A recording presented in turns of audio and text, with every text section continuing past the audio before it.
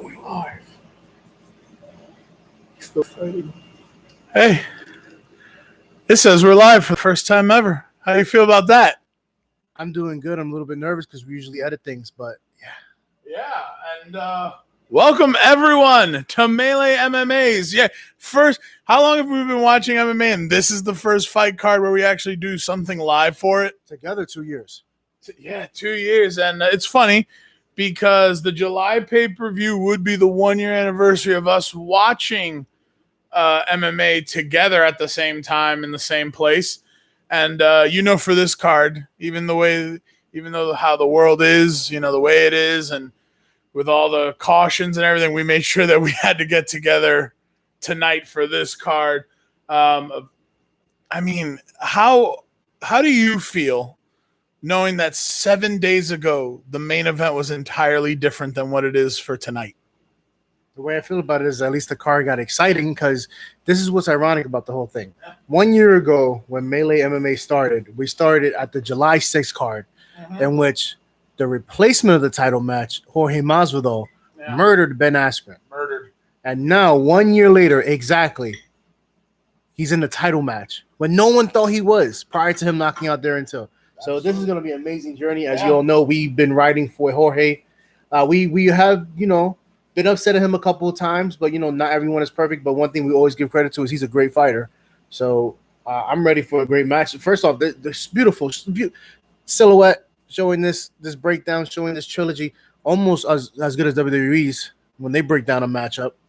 Yeah, the UFC production crew over the years has, I actually think, surpassed the WWE's ability to hype up an event. And it's very easy to do when you have big-time personalities like a Jorge Masvidal, and even to his own credit, Kamaru Usman. Kamaru does not back down. And when you have a champion who won't even back down from a verbal confrontation, that just makes things exciting altogether. And, as great as this main event is, I don't know if it's as evenly matched as the co-main event with Volkanovski versus Max Holloway, which, Max felt he did not lose the first fight. He's got a lot to prove, but Alexander the Great's got a lot to prove. He has to go out and prove tonight, in the eyes of many, not us, we love him already, that the first time around it was the right decision. How do you feel? Well, here's the big problem with that, right? It's not only the matter of him having to prove that he beat. Cheers. Oh, cheers. It's not only the matter of him having to beat Max Holloway again to kind of put the icing on the cake, like what happened with Robert Whittaker and Yoel Romero. There's implications to this. Supposedly, and this is just the grapevines because, he doesn't shut up. He never stops talking. Henry Cejudo is thinking about coming back. But I always feel this way. Volkanovski, a man who's only going to honor the rankings, said he'll only fight Henry Cejudo if the money is right, good enough for him to jump over. So there's a lot of there's basically the winner of this matchup might get a big payday right after. It's funny that you bring up Little C as we're watching the opening, and thankfully I watched it ahead of time, knowing that we really can't have audio for this. In respect to the UFC and ESPN Plus, we're not trying to ride anyone's coattails. We're just trying to see if people will enjoy our take on things. But Little C, his old belt is now going to be contested with Peter Yan, and I know I'm butchering the pronunciation of his first name. It is what it is. But this dude's coming off fresh off of pretty much mauling Uriah Faber, and now we're looking at Jose Aldo, and I still have to question it. How is he getting this title shot after his last outing? I mean, this has to just be brand recognition all the way. It's all name power. Yeah. I think what happened was Dana knew that a virus was going to take over eventually, and the only way he could sell fight out in the first week was that. I'm going to give well, first off, before the first fight start, which is Hebas against Van Zandt. Thank you. I'm not feeling the dome. I was really expecting the beach, but also at the same time, I didn't know they were doing this at 3 a.m. Yeah, well, no, the prelim started at 2 a.m., which was 6 p.m. for us here in the Northeast. So now that we're already 4 hours ahead. It's probably 7 a.m. now. 6. It's 6 a.m. over there for them. Oh, yeah. Oh, Jesus. You know? You guys are earning your money. earning it all the way, and it's exciting as hell. Yeah, I'm still adjusting now that I'm watching on screen this John Anik porn stash. Don't know what the heck that is, but all the power to him. And the first thing you had brought up while we were watching the prelims was there was no Joe Rogan. I'd be interested to see if nope, still Michael Bisping. That's a shame. Guess Joe Rogan did not make the trip over. How else are we going to hear on the podcast about these wild antics?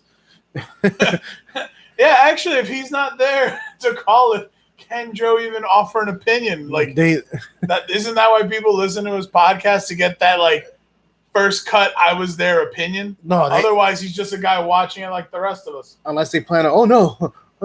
Technical Michael Bisping, we lost contact like he did his eye. By the way, Michael Bisping, we love you. CBD Oil Brothers. CBD Oil Brothers. Look at my phone. We're with you. Oh, what is this? Just making demands here. Hey, we're gonna be here for 6 hours. Yeah. I hope this fight card isn't that long. It's very interesting right now. If you're joining us, then you're watching along. I have to give credit where credit's due. While Kamaru Usman is known for, just a very dominating pace and known as a wrestler, his stand-up is actually very, very good, and I don't think talked about enough. You know what it is he's very good, but because he has such a great wrestling background, people respect that more. It's one of those scenarios where it's like, yeah, he could knock you out, but the worst thing you want to have happen to you is like what happened with Tyron Woodley, where, Tyron Woodley completely stepped on his wrestling and got, I won't say raped, but I'll say dominated, ravaged. I'll say right, because we have extended vocabularies. Yeah. And that's a little inside joke for anyone who listens to our podcast. There are wrestlers, pro wrestlers, who don't use the right words, and they use cheap words like the one Push just said. And I'm happy you figured out what I was leaning into. Oh, come on. Okay. You and I share one brain. One brain. Hive mind. Pretty much you get to use my doctorate wherever you go to. Ooh. You call me doctor. Are you really one? No, but my friend is. Man, all I know is this. What's going to happen is Kamaru Usman is going against basically will be considered the best striker he's gone against, which is crazy because up until this point, the best striker he's gone against was Colby Covington, former best friend, teammate, and couch roommate of Jorge Masvidal. Couch roommate? Yeah.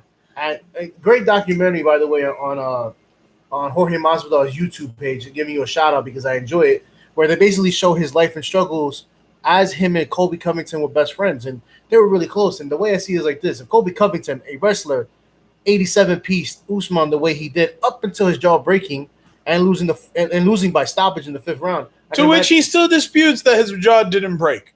I think that really stuck in his craw. Maybe it was just see what I did there? Yeah, stuck in his craw. Fantastic. That's the kind of quality we offer.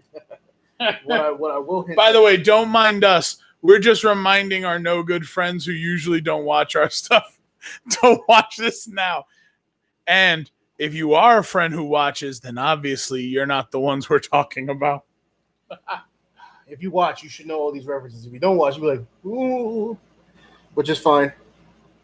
It doesn't hurt me at all because this is at Yas Island. This is on Yas Island.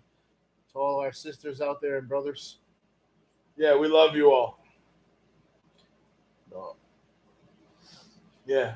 Now I've put it on Facebook, so everyone I know is going to watch it, right? Right? That's how Facebook works. So guys, support me. Watch me. It's free. You don't need to buy the $65 pay-per-view. Watch me tell you what's happening. Oh, that's a great low kick. The end. But here's the thing, right? I remember as a kid, and yes, I'm going to date myself here. If I was in a situation, let's say I was working a late shift, and by when I say as a kid, in my 20s or whatever. But even when I was younger, right, and my parents were like, bedtime, I always turned to the radio. The Yankee game's on still till 10 p.m. All right, I had the radio. There's no radio for MMA. So we're pretty much filling that niche. We're filling that group. We're filling that hole. Push, we're filling a hole. By the way, and this I know is a big pet peeve of a lot of broadcasters, so we're not going to make the faux pas. Even though you are watching this live stream, we didn't introduce ourselves. I am, of course, Doc Savage, the CEO of Melee Media. You're watching a Melee MMA production. And I'm joined, of course, by my chief branding officer. He's the man who makes waves so he can give you what you crave. He's not only our food editor, but he's the Simone Push. Hi. Yeah. So right now on screen, obviously, those of you who are watching along with us and those of you who aren't, Amanda Hebos, number 14 ranked strawweight in the UFC. They're showing her doing that really awkward shadow boxing, like, hey, I'm going to punch at the camera. I'm going to punch at the camera. That does absolutely nothing. And now they're showing her opponent who's actually sparring a little bit with a partner here. Paige Van Zandt. And this could very well be Paige Van Zandt's last UFC fight. She's looking to test the free agent market. How do you think that's going to go for her? Well, the whole point of this win is so she can get a second run at Dancing with the Stars. What's that J-Lo show called? So you think you dance? No. World of Dance. Well, there we go. Yeah, she thinks she can have another career there. Yeah. Because as a mediocre MMA fighter, she has to do something else and, tries to make waves to it. But I can't say that because we need to give her a chance. She needs to make this. She needs to have. I appreciate the fact that they're saying that this fight is brought by Manscaped, right? I use Manscaped. Got a video coming out about my use of Manscaped. I would show I'm wearing the free boxers right now. Legit, that came with my Manscaped package. Fantastic boxers. An even more fantastic product. Took care of me in ways I needed to be taken care of because we are living in a world here in New York City of horrid humidity, and it can create a swamp effect for certain guys, if you know what I mean. Tell me about it. I am out there pulling and tugging from the back and the front. Until you get your nutsack stuck to your kneecap and your butt cracked, there's nothing you can do about it. Ain't that the truth? Man, I don't know. How do you feel about the whole? Well, here's the thing. You live stream your video gameplay, and you're used to that. This is my first live stream ever, except for the live stream we do on our OnlyFans site. Ooh, yeah, they're not supposed to know about that. $27.99 a month. By the way, shout out to Macy Barber, who pretty much called out Paige Van Zandt for only being MMA attractive. Right? Is that what she said? Yeah, she said you're only attractive for a MMA fighter. Wow. Basically, she's implying that if you wasn't a fighter, you wouldn't, which I somewhat agree with. She reminds me of the alligator villains from the Mario Brothers live action movie. That's horrible. You're horrible. Just terrible. Aguba? Yes. That's terrible.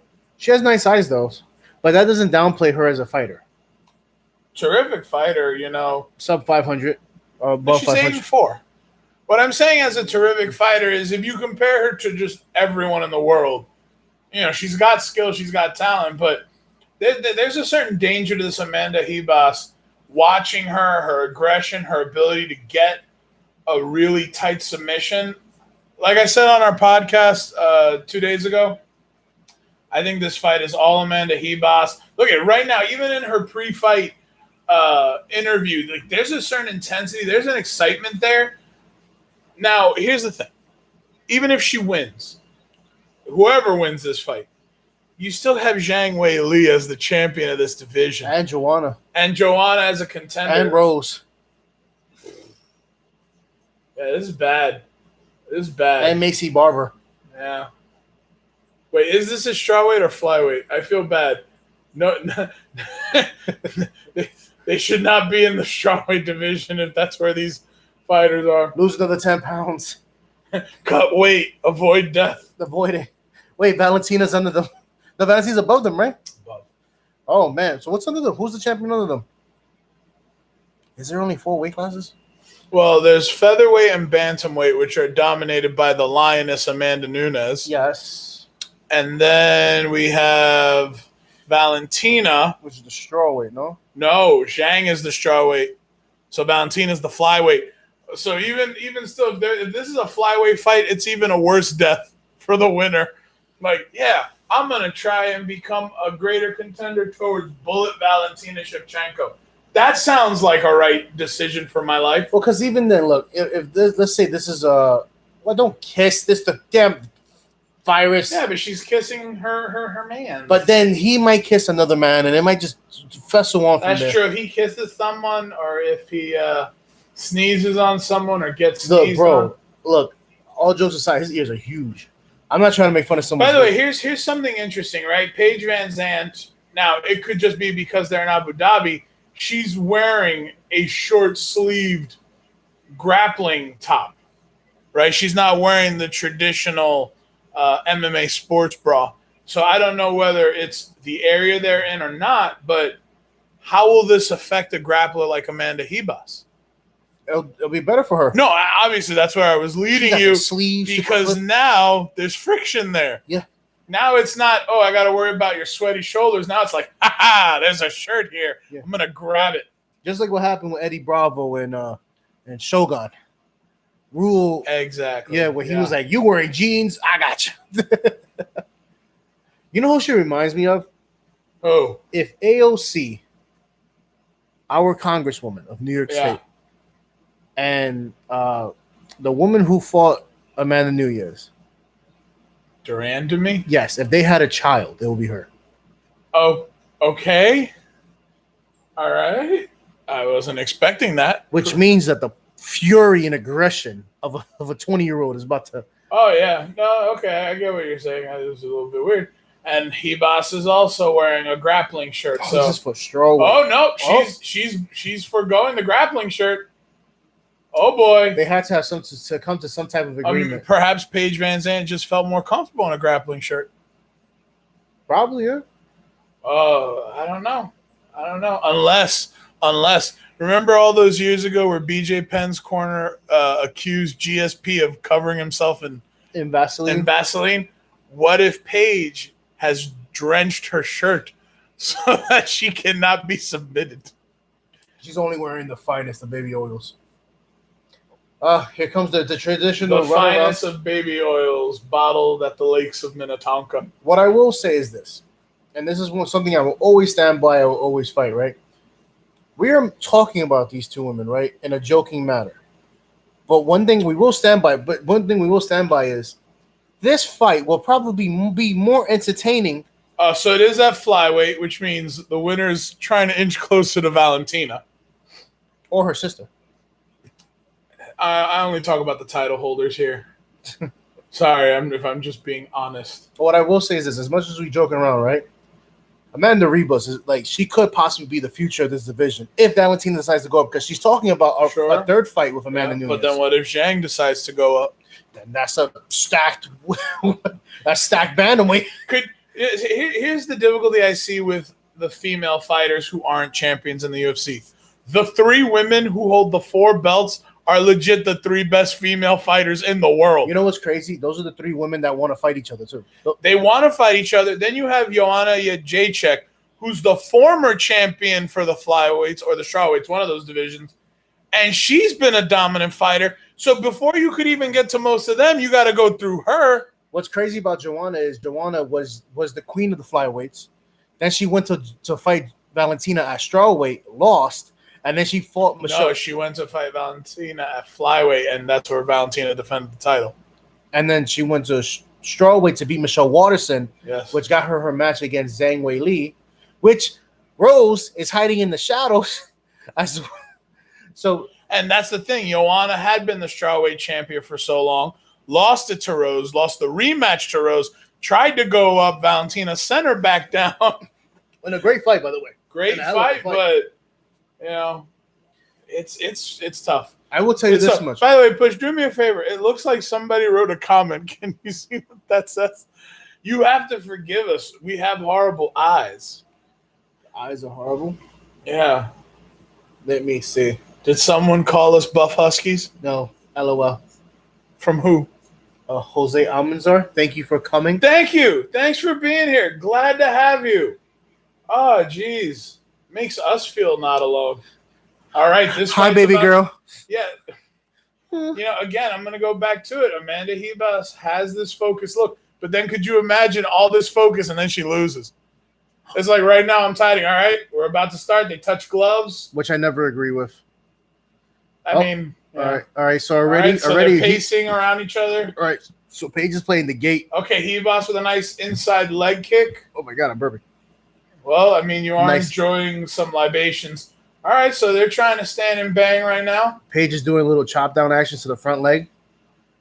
All right, Paige trying to go for a leg kick. Does not really score much. I wouldn't be surprised if they use this first round to kind of feel each other out, get their motions down. But nice pec kick. Very nice kick. Oh boy, we got a clinch now from knee. Hebos. Oh, double knees back Where to back. does this go? Paige is dragging Hebos against the cage. Knees. They're got some exchanging. dirty boxing. I like it. They're both exchanging rights. Okay, so now Hebos with the takedown. Paige tried to do a takedown, but Hebos did an amazing job reversing counter, yeah. All right, now it looks like Hebos is just starting to just do shoulder strikes with back palms with her hand. A nice elbow. I mean, it didn't come with a lot of full force, but it came with a blade-like Someone's motion. already bleeding. Yep. Paige Van Zandt is busted open, and I guarantee you it was that elbow. Paige, are you Nate Diaz? What is going on? Get your foot off the cage, Paige. No hooking your toes. There you go. I think she was trying to flip herself over. Now Paige is trying to get like a lock around the legs, but that's really awkward. She's just going to get noogied the whole fight. This is literally what it looks like. It looks like a noogie, and I'm not even lying. I mean, so Hebos has her in somewhat of a headlock position, but not really. I mean, if you look at it right now, it's Hebos bleeding. Hebos is bleeding from the nose. Well, okay then. Getting all that blood off of Paige Van Zandt's face. Oh, that's nice. Oh, okay. She's going for a bulldog. All right, she's going for a bulldog. Okay. Oh, that might actually transition up. Oh, it's an armbar. Okay, but Paige maintaining. Paige is going to try to stand up. It's not going to work. She's locked her arms. She has to avoid this armbar. Oh, she is just picking up Paige right now. Paige is off the ground. All she has to do is just separate her. If she can just extend her legs. Yeah. If Hebos can just extend her legs and separate her arms. All right, she got separation. She got it. There we go. She locked it in. Can she hold on? Can Paige get out? Paige is pissing around the reg. She's tapping. She's tapping. And there goes Dancing with the Stars. Yep. And, one fight down. One fight down. First round. That looks like an upper lip cut. That doesn't look like a nose exact. It looks like on the side of the nose. Listen, man, you and I have the worst eyes in the world. Oh, when it comes to blood, I know. When it comes to blood. Like blood. Is it like blood? Is it like blood? Yeah. But I don't know. I blame the grappling shirt. This entire fight was dictated by Hebos's, I guess, conviction that she just was not going to let this fight go back to the stand-up game. Man, look. It looked like once they were in the ground, she was determined to keep it there. The biggest mistake Paige Van did was try to go for a takedown against a Brazilian jiu-jitsu artist. Why would you try to do a takedown against someone who has a great defense compared to her? And then she, right here, you know what she tried doing? She tried doing what Chael Sonnen did against Emelianenko. She tried to do a roll flip. The problem is if your abs aren't strong enough to rotate the person over, you're in trouble, which is what happened right there. She got overextended. You know, something is just never going to end well when you're getting compared to something Chael Sonnen did. Chael Sonnen. And she knows she's not getting that contract now, and Dana White's smiling in the back. Well, she's not getting the pay bump. She might have to take the contract they offer her. Yep. Well, too bad to her early retirement. And you know what? Hebos is crying because she deserves it. This is her first. This is not only Paige's first main card, that's Hebos' first main card. If you think about it, this is Paige's first pay-per-view main card. Pay-per-view main card. Yeah. Oh, okay. Because I was saying, you know, I've gone to a UFC fight night in Newark, New Jersey, and Paige Van Zandt was on that card, and she won her fight. So big props to you, Amanda Hebos.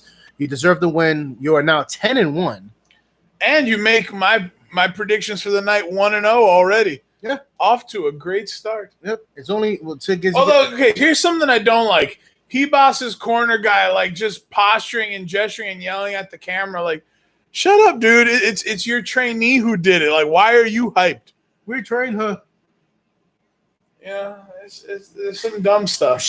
One thing I will say that is a cause for concern about Hebos is she really shows her damage no matter what it was, because the few blows she took from dirty boxing, her eyes are swelling up. They are swelling up. You know, the crazy thing is at first I thought this was, again, a bulldog headlock, but then for a long time you actually realize Paige would not relinquish her arm lock over the body, but I mean, leaving her arms in there left him fatigued. You see, look, her abs was strong enough to pick her over. Yeah. Which would have put you in a worse position as considering it's arm weight because you only flat on your back. I agree. So I'm not entirely sure what Paige was thinking. And now we have to get porn stash John Anik talking to our winner, Amanda Hebos. But again, here's something I appreciate in the background. They're spraying the mats. They're cleaning. That is the right thing to do. Yeah, she puffs up very easily. Yeah, look at her. She puffs up. You see around her? Yeah. And that's fine. That's fine. But to just some judges, that's not a good thing. Remember, wait a minute. Look, so there's already a mistake. It says MMA record 101. Someone in the booth has now messed this up. They put MMA and they take it down the minute I mention it. Is the one person watching this stream working in the UFC truck? There's 4 people watching this. Holy butt. I'm super excited. Happy to have you guys here watching it. Oh, well, it's really 3. Okay. I'm watching me talking about stuff. Okay. In mixed martial arts, she has 11 matches. She's 10-1. Right, but they just put MMA record 101. Maybe the street fights. Oh my God. What would Jorge Masvidal's record be if we kind of street fights? At least 14,000. But Kimbo Slice gives you credit, and that's an old MMA street name. When he gives you credit, then you know you're out there. Snap, crackle, pop, armbar. Okay. Oh, that was Julia Avila. First off, if you're not Ronda Rousey, I don't worry nothing about armbars. I agree to that. That's a very astute observation. Somebody just made a mention of something. Somebody, let me check this out. You'll be. Oh, look, they've corrected it now. MMA record 10-1. So they fixed it. Hello there, Natty Long. Oh, it's Bonkers. Bonkers, I love you. Oh, so happy. Love you, Bonkers. Oh, I miss you. Oh, and my wife says hello. She had to, my wife, who's also my producer, had to like flag me down to say, tell Natty hello. Bonkers, so happy to have you. I miss you. Give a hug and a kiss to my nephew, 10. Love you too. I'm so happy. I am so happy. You know what? I don't even need to watch this fight card anymore. Okay. My little, we paid that money. Don't you dare say okay. $10 over too. I hate you. It was $10 over. What, you want me to lie about it? What was $10 over? His favorite view. It's 15 over the what? 15 over. Jesus. Don't you? You think they did that because Gilbert Burns got taken out like this? No, I don't know. But listen, with the time of night that we're in now, we might as well. Let's just start throwing the fights. Like, don't wait. Think about it. The longer you keep people there, the longer they're exposed to the Rona. Yeah. To the Rona. So if we, here we go. Okay, so we talked about a couple of fights earlier, but the fight that's coming up next, Jessica Andrade, former women's strawweight champion, versus one of my all-time favorites, Thug Rose Namajunas. This fight is a battle of attrition for Rose. Yeah, I need Rose to win this. And I'm looking at Rose right now. She's doing the shadow boxing. The punches look crisp. She looks pissed off, when Rose looks pissed off, makes me happy. And also, here's a nice shout out. So Rose Namajunas, her ancestry goes all the way back to Lithuania. Mm-hmm. And one of mine and my wife's closest friends, they're from Lithuania. So when I was telling them, like, yeah, they were asking how the business was going. I was like, oh, we're keeping up with MMA and whatnot.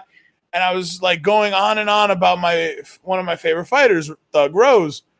And they're like, oh, Thug Rose, Thug Rose Namajunas. And they're like, wait, what was the last name? And so I spell it out for them, like, she has to be Lithuanian. And then lo and behold, we look it up and there you go. There you go. So I'm getting updates here. Oh, you get a hello from Bonkers. And to Donnie's not here right now. So anybody wondering where the macho toddler is, he's at grandma's. Can't have the boy exposed to the fight game. And now. Just really quick. What?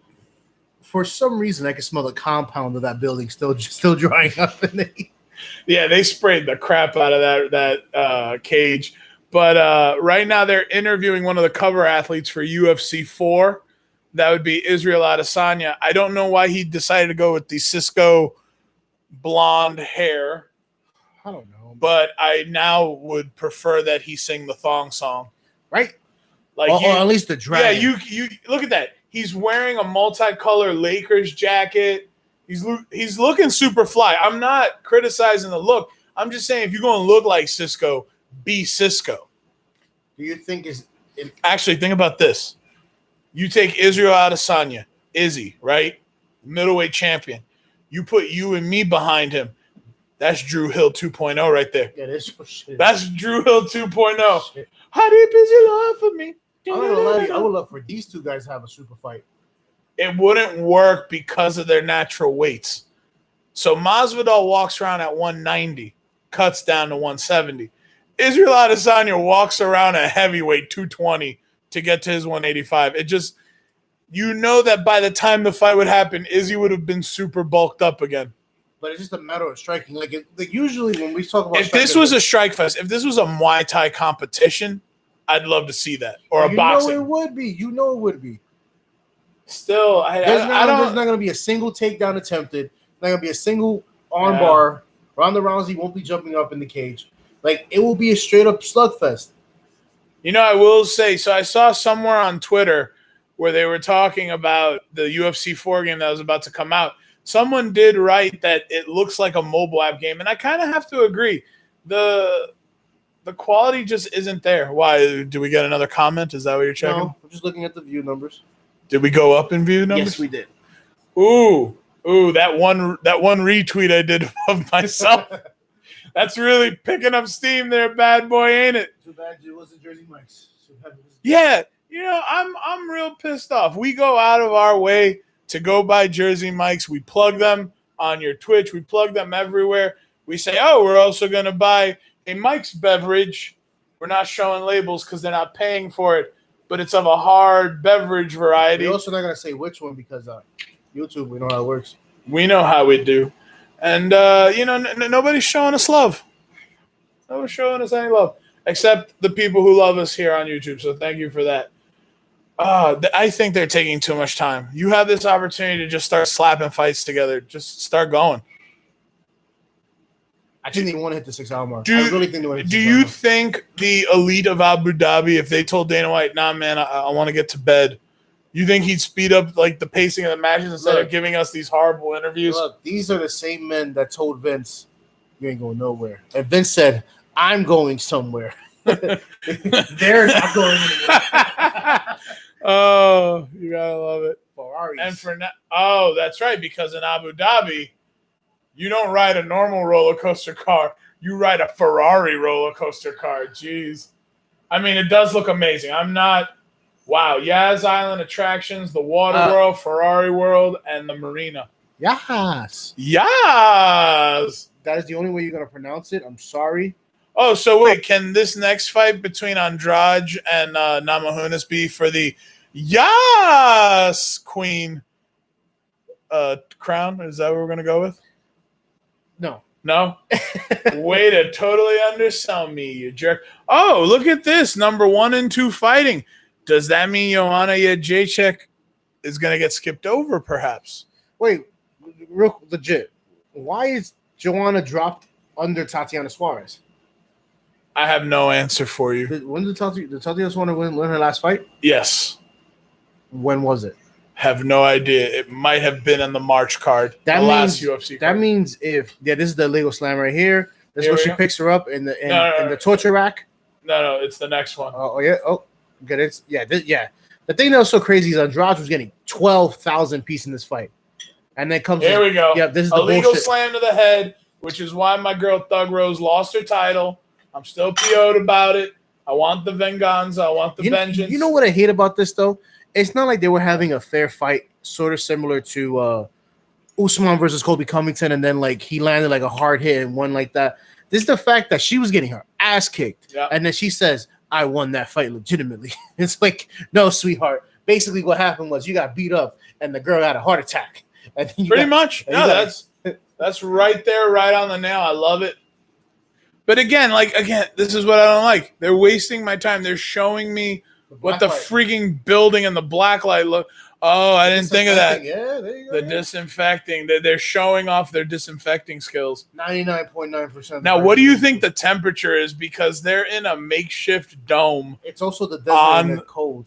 The desert and the cold, surrounded by water that was put there, that doesn't actually belong there. With hand sanitizer that probably smells awful in the heat. Yo, could you imagine? I mean, Abu Dhabi's wealthy enough; they could easily just drain their man-made lakes and just fill it with hand sanitizer. Could you imagine? I honestly feel the scent of alcohol roaming through the desert. I feel like they can literally terraform Abu Dhabi if they try hard enough.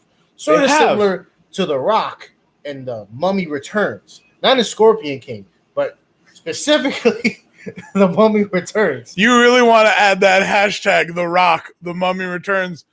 My favorite part of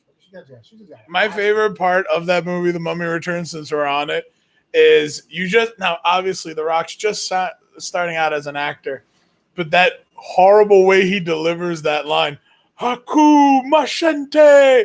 I'm just like, dude, you needed like 12 acting classes to get that line right. It just, you know who Andrade reminds me of? Former Batwoman, Ruby Rose. I could see it with the hairdo. You know who Andrade reminds me of? Who? You know that little Italian guy who's in a lot of Adam Sandler movies? That in The Longest Yard film, he was the one that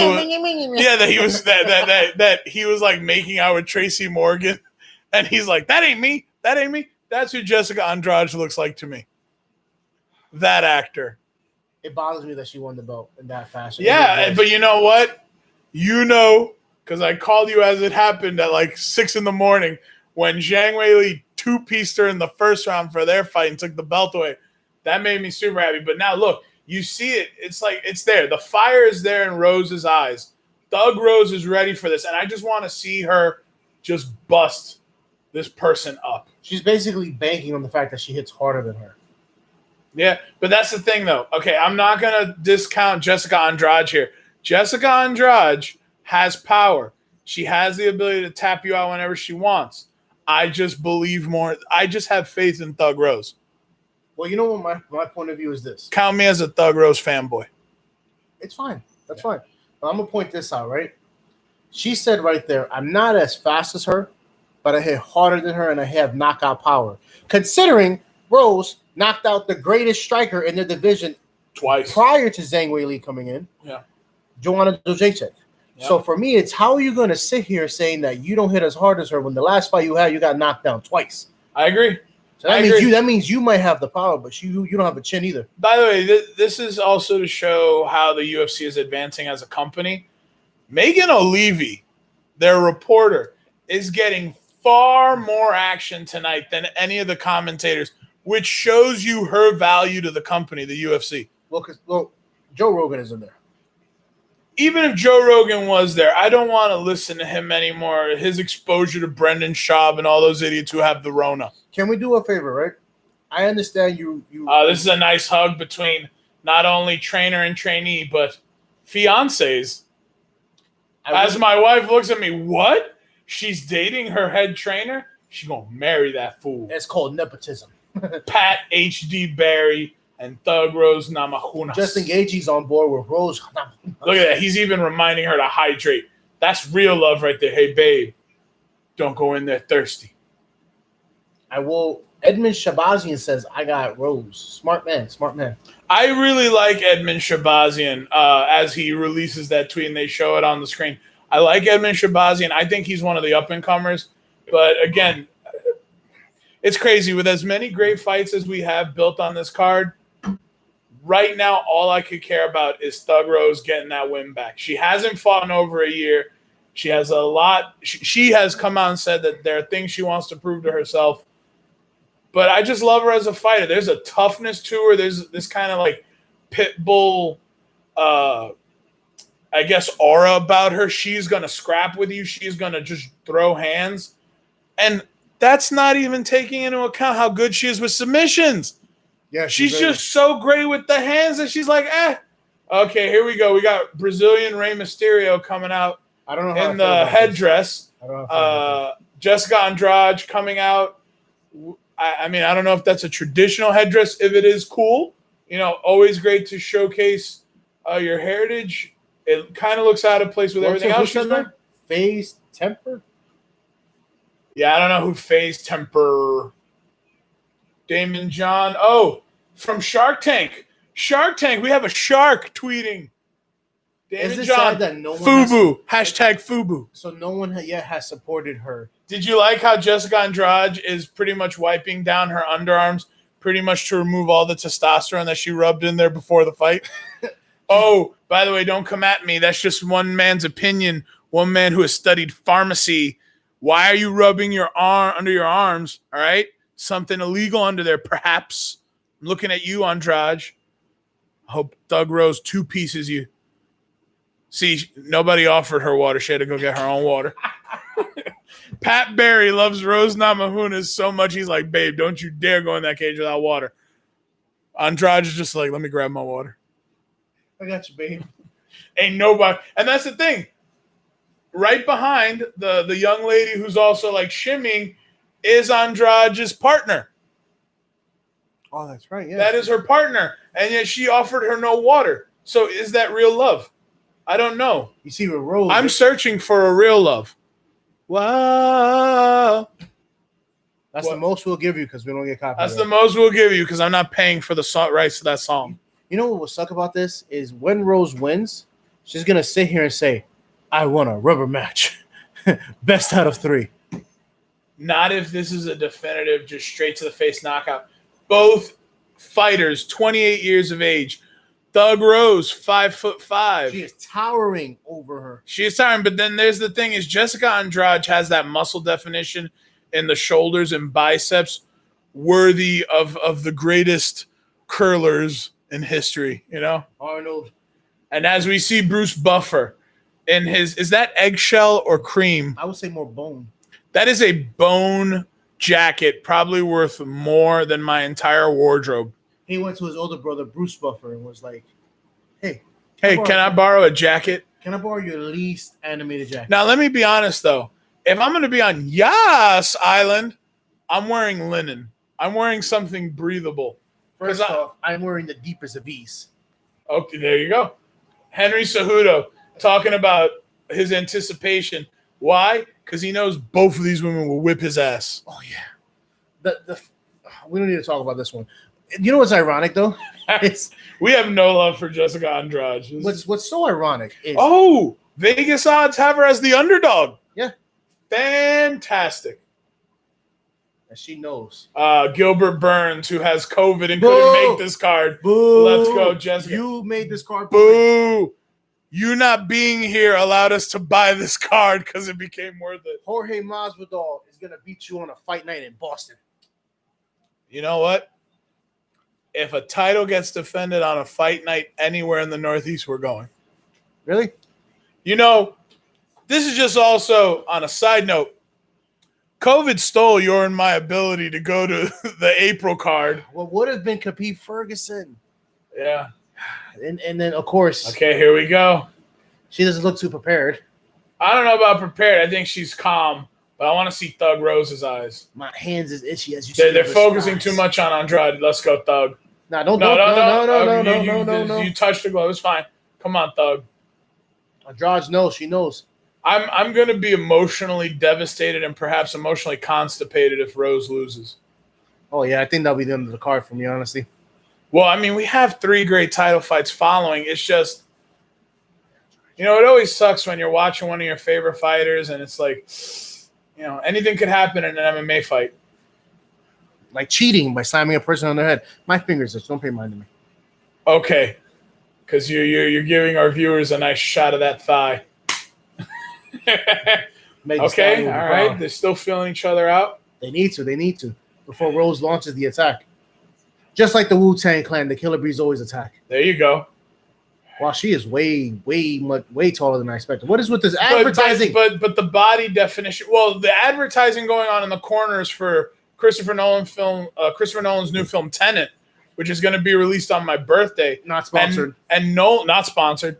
And Nolan is adamant that he wants his film to be the first big blockbuster film for when theaters open up again. But not Zendaya's with Denzel's son? Denzel's son is the main actor of Tenet. Oh, my God. So this dude, Conspiracy John David Washington, man, good work out there, bro. You keep getting that paper and getting those opportunities. Nice right hand by Thug Rose. I thought she didn't have power in those punches. What happened, Andrade? Does it look like – okay, so here's the thing. I always hate making determinations in the first round because you never know if fighters are just trying to get – Thug, nice. 3 straight lefts. Nice. Right.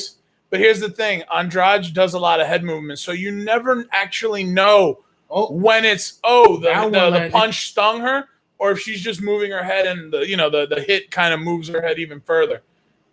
Fight Island, this card is stacked by Sandy Beals. I don't know who you are. Weaving by Rose Namajunas.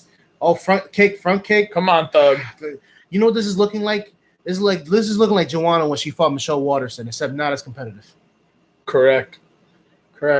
The bob and weave. Rose is probably my apologies to anybody who's expecting me to give like a funny quip or some type of like great analysis here, but I'm living and dying off of everything going on with Thug Rose right now. She's just tapping. We got a little bit of blood. We got a little bit of blood on the front lip of Andrade. Well, this is the big issue: is Andrade is not respecting Rose's punching speed and power, keeping her hands down the entire fight, and Rose is keeping that run hand up. Oh, there's a little tight, little love jabs to the right, Thank you for doing the commentary because right now I'm sitting on pins and needles right now. Well, let's put it like this: to break it down, what's going on? Andrade is trying her best to bob left and right. The problem is she's too big to do so. She's very broad. She's too broad, and she's throwing ferocious lefts. She's throwing big time lefts, and it looks like that last left, nice front kick, is bothering Rose's right eye. Rose is trying to cover up that right eye. If you notice, nice front kick by Rose, but she's trying to protect that right side. Flying knee from Andrade swings and misses. Okay. Rose does there you the go. hand Beautiful right hand. Yeah, I'm noticing if you can avoid the flurry from Andrade, that it's pretty much open game on her face. They're pretty much going money. And then what Rose is doing that's amazing? She is chopping on that front leg. Yeah. Kick. Front kick to the stomach. Now there's definitely blood coming out of Andrade's nose. Rose hits her with a 1-2, 1-1. She's hit her with 3 jabs. 4 jabs straight. There you go. She's weaving back and forth, doing good, showing Andrade how to weave. Man, but Rose is taking damage on the front leg. It's starting to swell up in the inside knee. That is. And one thing we can notice is Andrade is not as pristine a boxer as Thug Rose. Thug Rose is throwing deliberate punches. That's Rose's calling card, is that her boxing is on the money every time. Andrade, on the other hand, is a very aggressive, wild striker. Ooh. And the beautiful knee by Thug Rose. Takedown stuff completely by Rose. And it's difficult because when you have wild strikers, if they connect, that's the end of the fight right there. Mm-hmm. But I'm hoping that the precision of Thug Rose is what's going to win out here. Again, I am nervous as hell because I'm watching one of my favorites. And you're getting a little nervous? Well, one thing I will say right now is Rose, just like the last fight, is just completely dominating her. She's schooling her. She's blocking those kicks. That's a good job blocking the front kick. She's basically toying with her food. I'm hoping that Andrade is getting winded, but again, someone who uses that much head movement, it's very difficult to tell. All right, so we're getting around 2. I don't like the dap that they gave each other, but they're pros, and they can do whatever the hell they want. Well, I think that's Rose most likely telling her, like, thank you for being my punchy back. All right, here we go now. The greatest love story on Yas Island. We have Pat Barry giving her more water, probably giving her some very necessary fight analysis. Punch more times. Punch more. Do more of what you've been doing. Now, I have that round 10-9 Rose. You got it any different? Okay, I'm just saying. The moment she stuffed that takedown, she landed a knee with a right. That's all I needed. What is this guy in the back saying? I don't know. No, he's not there. Pat Barry's the lead coach here. He's given her all his insights. And let's see. Right now they're showing, again, a wild swing. And Rose stuffs it with a beautiful, like, elbow shove. So, and then a beautiful jab, a miss by Andrade. And then now Rose teeing off with right hands. And then here comes the knee. Beautiful. Square on the jaw. And let's give credit where credit's due. That's a testament to Andrade's steel jaw. Too bad I wasn't there against Zane. Too bad it wasn't there against Zane. Exactly. All right. Again, more head movement, really aggressive head movement. She's going to waste a lot of her energy. Doug Rose seeming very poised, very focused. That size difference is proving to be a problem. Well, yeah, the length is a great ally. I wish we could see more body shots, but the problem is Andrade does a good job of keeping her core tight.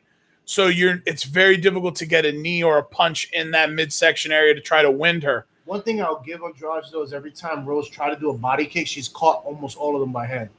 And you know what? That could just simply be because Rose does have long legs. There's just a longer window to catch the leg. You know what I'm saying? Oof, a little. I'm not gonna lie to you, Andrade. She's not landing much with the punches, but she is killing that left knee. Yeah. Rose's left knee is getting swallowed. Well, the benefit is this is a 3-round fight. And so Rose doesn't necessarily need that knee to hold up the entire fight. She just needs to win another round. And I'm not saying that's how I want Rose to win. I wanted Rose to win here via knockout or TKO, but sometimes it just doesn't happen. You know? And again, I think that's also a testament to the current champion, Zhang Weili, who's just built shoulder to shoulder, just rock solid muscle. That could just be the power she possesses. If Drago was a female, it would be Zhang Weili, honestly. If Brock Lesnar was a female, it would be Zhang Weili. Yes. I agree. There's just muscles for days, power for days. Okay, Rose getting a little loose here. She's widening her stance, perhaps trying to goad Andrade here. Andrade throwing an uppercut. One thing I'm liking here is Rose is doing a lot of feints with the elbows, and she just tees off with a straight right, looking really crisp. Andrade's not going to have any energy in the next round. She's not. She's going to be too tired.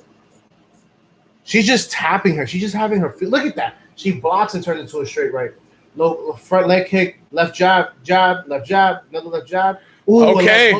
Beautiful lefts by Rose. And again, when you have a reach advantage the way Rose has, you can just be smart about the pacing. Two pieces. Another 2-piece. But again, Andrade, and this is what makes me nervous. She's still in it. She's still throwing wild. I kind of wish this fight was already over for my own peace of mind, for my own happiness. Rose is being smart, though. She's shoving her way. She is, but... Okay, Rose, get back up. Into a knee. Now, what just happened was Rose tried to throw a very beautiful flying knee, and Andrade was pretty much able to flip her midair, and Rose fell. But thankfully, she got back up. I'm gonna tell you right now, a little liquid came out. I got a little scared. I got a little startled. One thing I will say, the beautiful thing is she missed that flying knee, but reversed into a standing knee. She did. I hope these judges realize that wasn't a takedown or a knockdown of any kind. I wouldn't be able to. Deontay Wilder won it. Yeah, Deontay Wilder again. These very feral throws, these wild throws from. A nice left hook. Yeah. Thank you, Rose. Right above the bridge of the nose. But why is this fight not over? This is killing me. I don't want to watch any more of this. A nice back kick. Now Josh is just landing those front kicks. Though. I don't know why she has an underhook in. She's going to look to take her down. And from this perspective, Andrade has very thick thighs, a very thick lower body, which will help with the takedown game, especially against a lankier opponent. Rose is able to break free of it. Andrade coming back with a barrage. They just put up the stats right now. It seems like Rose already has like 40 more strikes compared to Andrade's. I hope someone is sharing those stats with the judges. I hope someone is sharing those stats. Did they fly the judges from America to there, or? I have no idea what the judge situation is. We'll only find out at the main event when they start announcing who the judges are. I hate how they always wait till the main event. These are your judges of the night. Like, I just went through 4 hours of watching these guys score. Ooh, nice left. 2-piece again. Come on, Thug. Rose is, and I'm not trying to disrespect. Oh, a beautiful knee to the face of Andrade. Andrade is getting gassed out. I'm not going to disrespect Rose when I say this, but she's definitely going down the Kobe Covington, almost with a scissor kick. Ooh, Rose, hey, don't scare me. No, you saw what Rose did. Rose did a beautiful thing. During one of the barrages, Rose extended her left arm to create separation. She was just bobbing and weaving. Okay. Big bomb. So you want to know what that last flurry from Andrade tells me? She's tired. She knows she's losing. Yes. She was trying to finish that fight in the last 15 to 20 seconds. Now she definitely knows going into this round she's losing. As her corner's starting to shake her legs, shake her arms, trying to move the lactic acid to prevent fatigue, to prevent cramping. That upper lip is swollen. That nose, not bleeding profusely, but you can tell there's some damage there. What I will say this is, knowing Rose is basically doing what Kobe Covington did against Kamaru Usman, knowing that she's a better. Now, tiny mouse. My apologies for cutting you off. On the left side of Rose's face, tiny mouse. I'm hoping that Andrade doesn't pick up on that. I don't think she was. I think she's still gassed. I think she's just trying to survive now. Okay. But look at that. The fight doctor was over in Rose's corner, probably to look at that mouse. Yeah. I do not like that. I do not. Anytime a fight doctor's in the cage, I get nervous. I'm pretty sure that no fights are getting doctor stoppage. I'm sure of it. But what I was saying was, Rose. I'm 5 minutes away from being happy. Continue. What I'm trying to tell you is, this reminds me so much of the Kobe Covington Kamaru Usman route, where she's not taking too many punches. She's taking what Andrade is giving her, respecting her power, and just basically just tapping off. Now the problem is, will this end like the Kobe Covington fight? Or see, here's my problem. Andrade's pace is not relenting. I don't think she's gassed. I think she came in with the right cardio here. So it's a matter of Rose avoiding the bitter end that I was faced with the last time. Well, the problem is, Rose, instead of just understanding that she's already up 2-0, she's trying to finish it. I don't know why. I guess that's just pride. I guess that's just revenge. But she needs to slow it down a bit if she's going to win this fight. I agree with that. I agree. Now, Steve-O of Jackass fame has this fight 2-0 Thug Rose. Steve-O, that's probably the smartest thing you have ever tweeted out. We agree with you on that. Yep. Oh, see, she's moving. That's good. Stick and move. That's what you got to do. That's what you got to do. You know, if anything, a Rose victory here sets up a really amazing title fight with Zhang Weili, especially because Rose has a greater reach than Joanna Jędrzejczyk. So Zhang would have to work even harder to get inside. The big question about that fight. Now they're just teeing off. And you know what? Let's give credit where credit's due. This beautiful right hand from Rose. This is the type of fight. Oh, Rose is bleeding out of her nose. I feel like Dr. Seuss right now. This is the type of fight that makes the price of watching it worth the entire card. Yes. Because they're going at it. They're absolutely going at it. I'm loving this.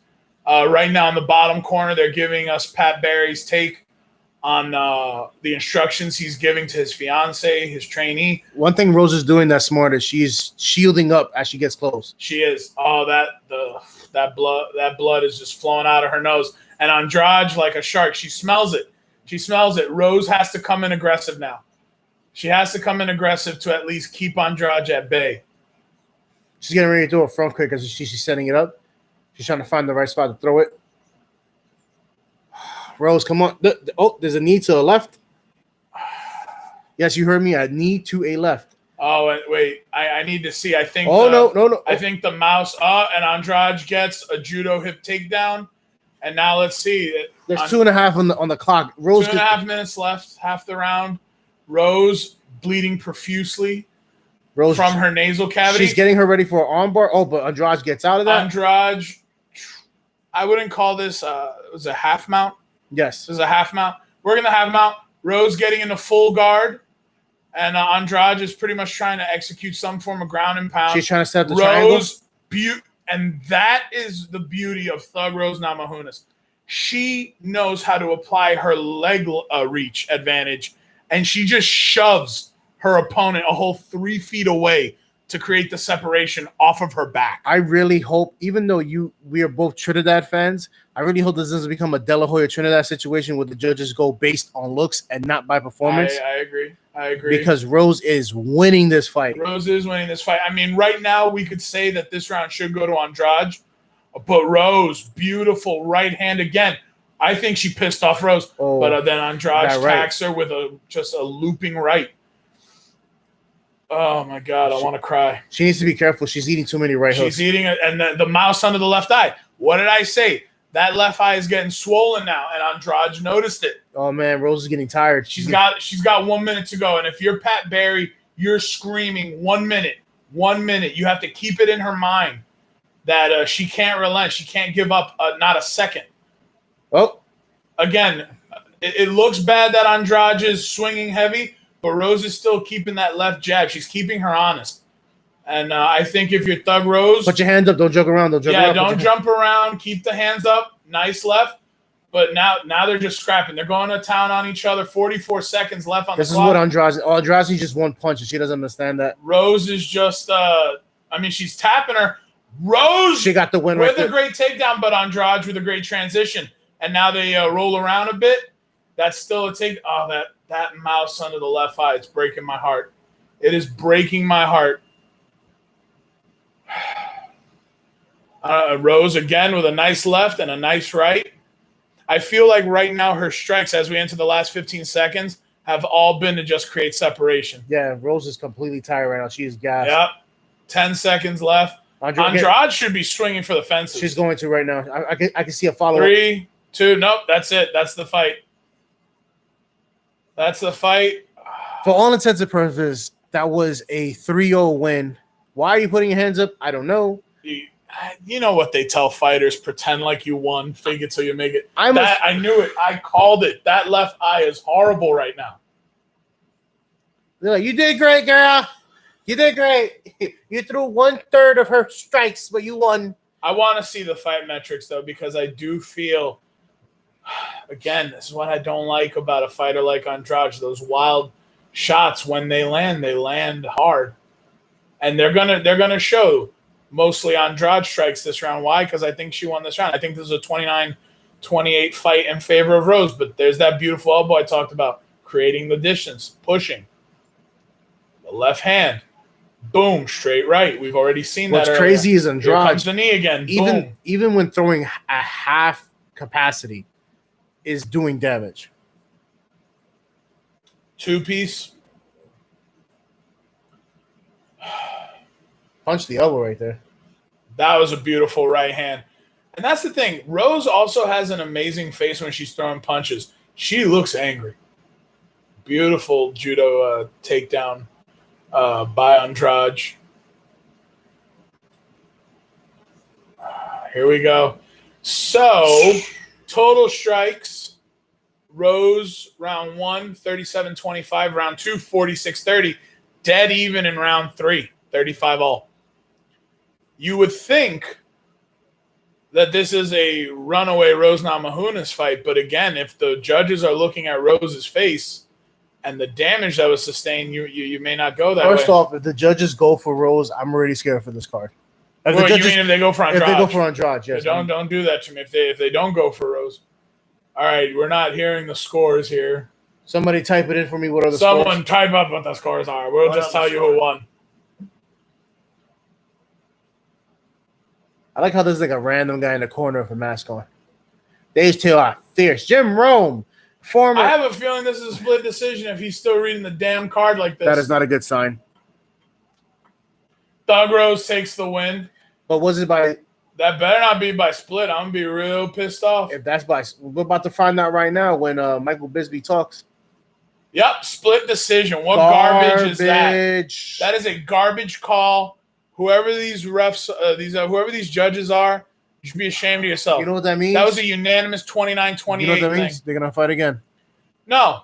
I call BS. No. I do too. To me, technically speaking, it was 2 rounds to 1. So I don't know who gave 2 rounds to Andrade. I don't know what 2 rounds they're talking about, but you know what? I call shenanigans. I call shenanigans.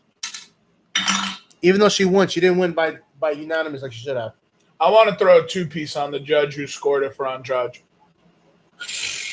Look at that. It had to be bleeding, it had to be the bruised, look. and smiling. But that's my girl, It had Thug to be Rose. the look. It had to be the damage. I'm telling you, it had to be the damage. That judge probably went one way. I'm there watching Bruce Buffer's mouth run, and I'm just like, wait, that's too many words to announce unanimous decision. I don't like it. And now we're going to have to endure another 15-minute break. Oh, God, tell me about it. Another 15-minute break to tell us about the next 5-round fight that we're going to get for a title. The first of 3 5-round fights. Patreon versus Jose Aldo. Okay, we're getting an interview with Thug Rose.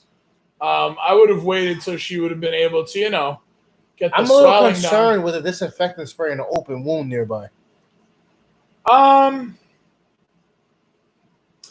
You don't get called Thug for nothing. But it still burns. You ever got a haircut? Have I ever had a haircut and then they put the alcohol on me? Yeah.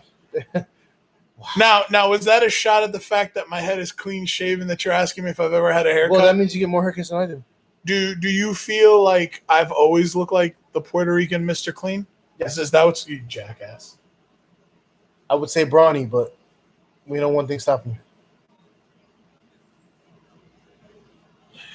Oh, what a jerk. What a jerk. I definitely feel like it was due to look. And I hate, you know what it is? I hate that shit. I'm sorry. I hate that shit. That's whack. Everything stops around the house. Who says that? Kelly Slater?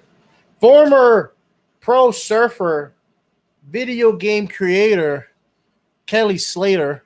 I'm glad that you brought that up because I had no idea who the hell that is. Really? Do I look like I know anything of surfing? I would have thought so. You know what? Whatever. I feel very upset again that John Anik is allowed to interview anybody with that porn stash. Look at the cut on the bridge of the nose for Thug. Her eyes are swelling. Well, her left eye. We might as well just call her left eye. TLC, we found you a new left eye. I'm trying to figure out, but you know what it is? Going against a heavy-handed striker like Andrade, anyone else that would have took them out. But I guess Rose's battles against Joanna basically kept her in the running. It's crazy. She's not even blinking right now, and that eye's not opening. The bigger thing is the minute she blows her nose, that eye is going to shut. So she's doing the right thing right now of mouth breathing. Yeah. That's the one thing a lot of people don't know. Oh, we're getting a UFC 4 standoff simulation between our next 2 fighters. First off, they wouldn't shake hands. First off. Hey, come on, guy. Don't be so crotchety. You know they wouldn't shake hands. You're a very crotchety guy today. You know that? Here we go. Russian contender. He looks like Petryan. It's Petryan. Petr. 14-1 record, 4th most knockdowns in the UFC bantamweight history. And these guys are going to be competing for a vacant title. Yeah. And here's Jose, don't look at my scar, Aldo. Jose, I've been knocked out a lot recently, Aldo. No, she didn't get knocked out. Jose, I lost my last fight, yet I'm still competing for a title, Aldo. Yes. Yeah. Jose, whose career has never been the same since Conor McGregor. Look what we're getting. A Christopher Nolan trailer. I could have sworn this was San Andreas. Why? Because a plane crashed? Yeah. That's only in theaters Wednesday, August the 12th. What a holy day that is. A holiest of days, if you ask some people. And no, that I believe is Dan Ige, so I believe they are hyping up next week's fight card. What is wrong with your eye? How do your eyes already swell? Well, you don't get a name like Dan Ige if you don't have messed up eyes. See what I did there? I saw what you did. So quippy. So quippy. Shout out to the fans that they got around Florida, basically paying them to come in. You need to stay 6 hours, watch the fights, get paid $10. That works. How do you feel about Dan Ige competing against Calvin Kattar? Do you feel like this is a fight that's going to position one of them to a contender's fight, or? Well, it also depends how well they fight. Because if it's a snooze fest, then I'm not lying to you right now. I'm getting slightly tired of watching this trailer. I'm getting tired of watching this card. I wanted no breaks. I just want to fight after fight after fight. You know what? If I wanted to be a jerk, I'd be like, oh, yeah, that's who Dan Ige just beat, Edson Barboza. And he did it in a pretty definitive fashion. But here's the thing. They interviewed Dan Ige here. He still has the scars from the last fight. I don't think he should be taking this fight on a month notice. Because when you fight Edson Barboza in the striking fest, it's going to be kind of hard to recover from that. Agreed, bro. And now we're seeing some Calvin Kattar posturing and the some last highlights. person he beat was Stephen Thomas, was his name? Jeremy Stevens. There we go. I was close. I said Stevens. That's as close as trying to say you're trying to reference the Hulk, but you say Hulk Hogan. Okay, that's how close you got. But I nailed it. I nailed it. Mama, I hope you're proud. Agree to disagree. Mama, I hope you're proud. Is she watching? No. Oh. I was going to be like, hi, Mama. How are you? Well, if she learns how to use YouTube, I've been lied to for the last 3 months. If she learns how to use YouTube? I've been lied for the last 3 months. Please do this for me. Wouldn't that be something? I remember when I taught my mother how to use YouTube. It's amazing, isn't it? It was great. Funny. She couldn't figure out that the empty bar at the top is where you were supposed to type in your search query. It wasn't clicking. Oh, that card. Oh, look, we have a Benoit on the next card. Will he make it to the card is the question. Will he make it to the card? And does Tim Mealy look like Enzo? He looks like Tiger King. Like if Aleister Black and Enzo had a kid? Sure, yeah. That card looks boring. I am not covering that. I'm not watching that either. All right. Look at that beautiful dome they built. It's like a big golf ball. Abu Dhabi, home of the big golf ball. I digs it. I'm kind of confused as to what the walls. They're just showing off some architecture here, bro. And then the desert that surrounds that architecture. Could you imagine what it's like getting banished from Abu Dhabi, the city? You can't be here. Where will I go? There's just desert everywhere. Yeah. Well, you ever seen John Wick?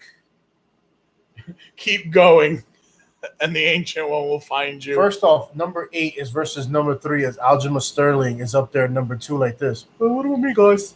I've been winning. I'm Funk Master Flex, and I think it's time for me to get a title shot.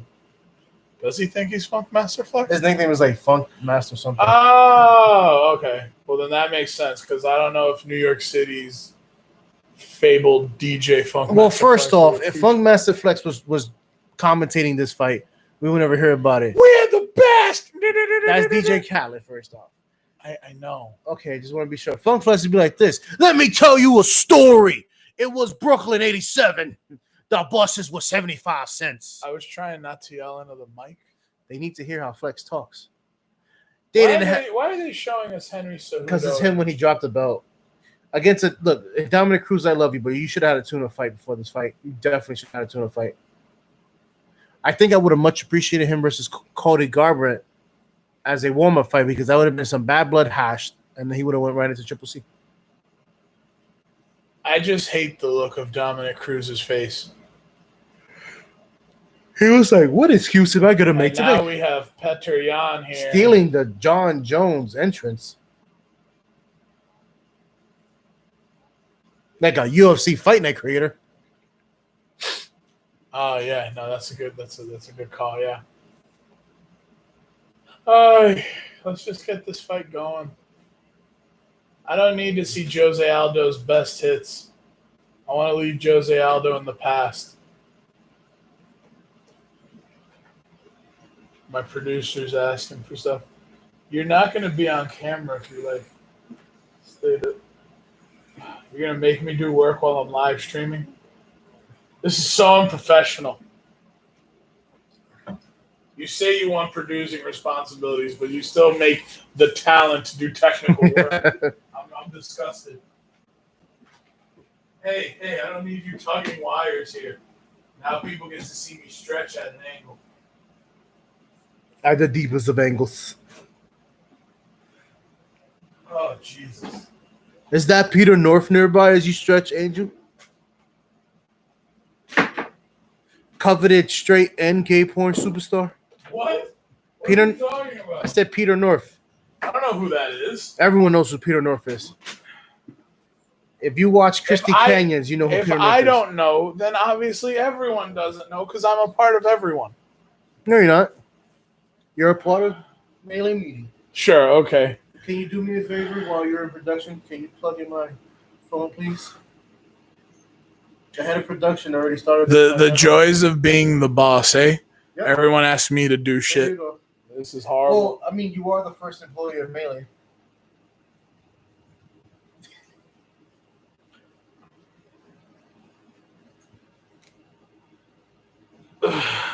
Just there you go.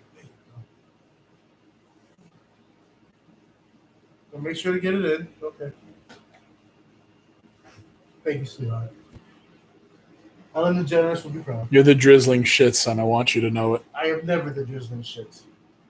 I'm actually, in my opinion, you ever seen the movie about Bigfoot having a family? Oh. You mean Harry and the Hendersons? Yes, I am the little boy.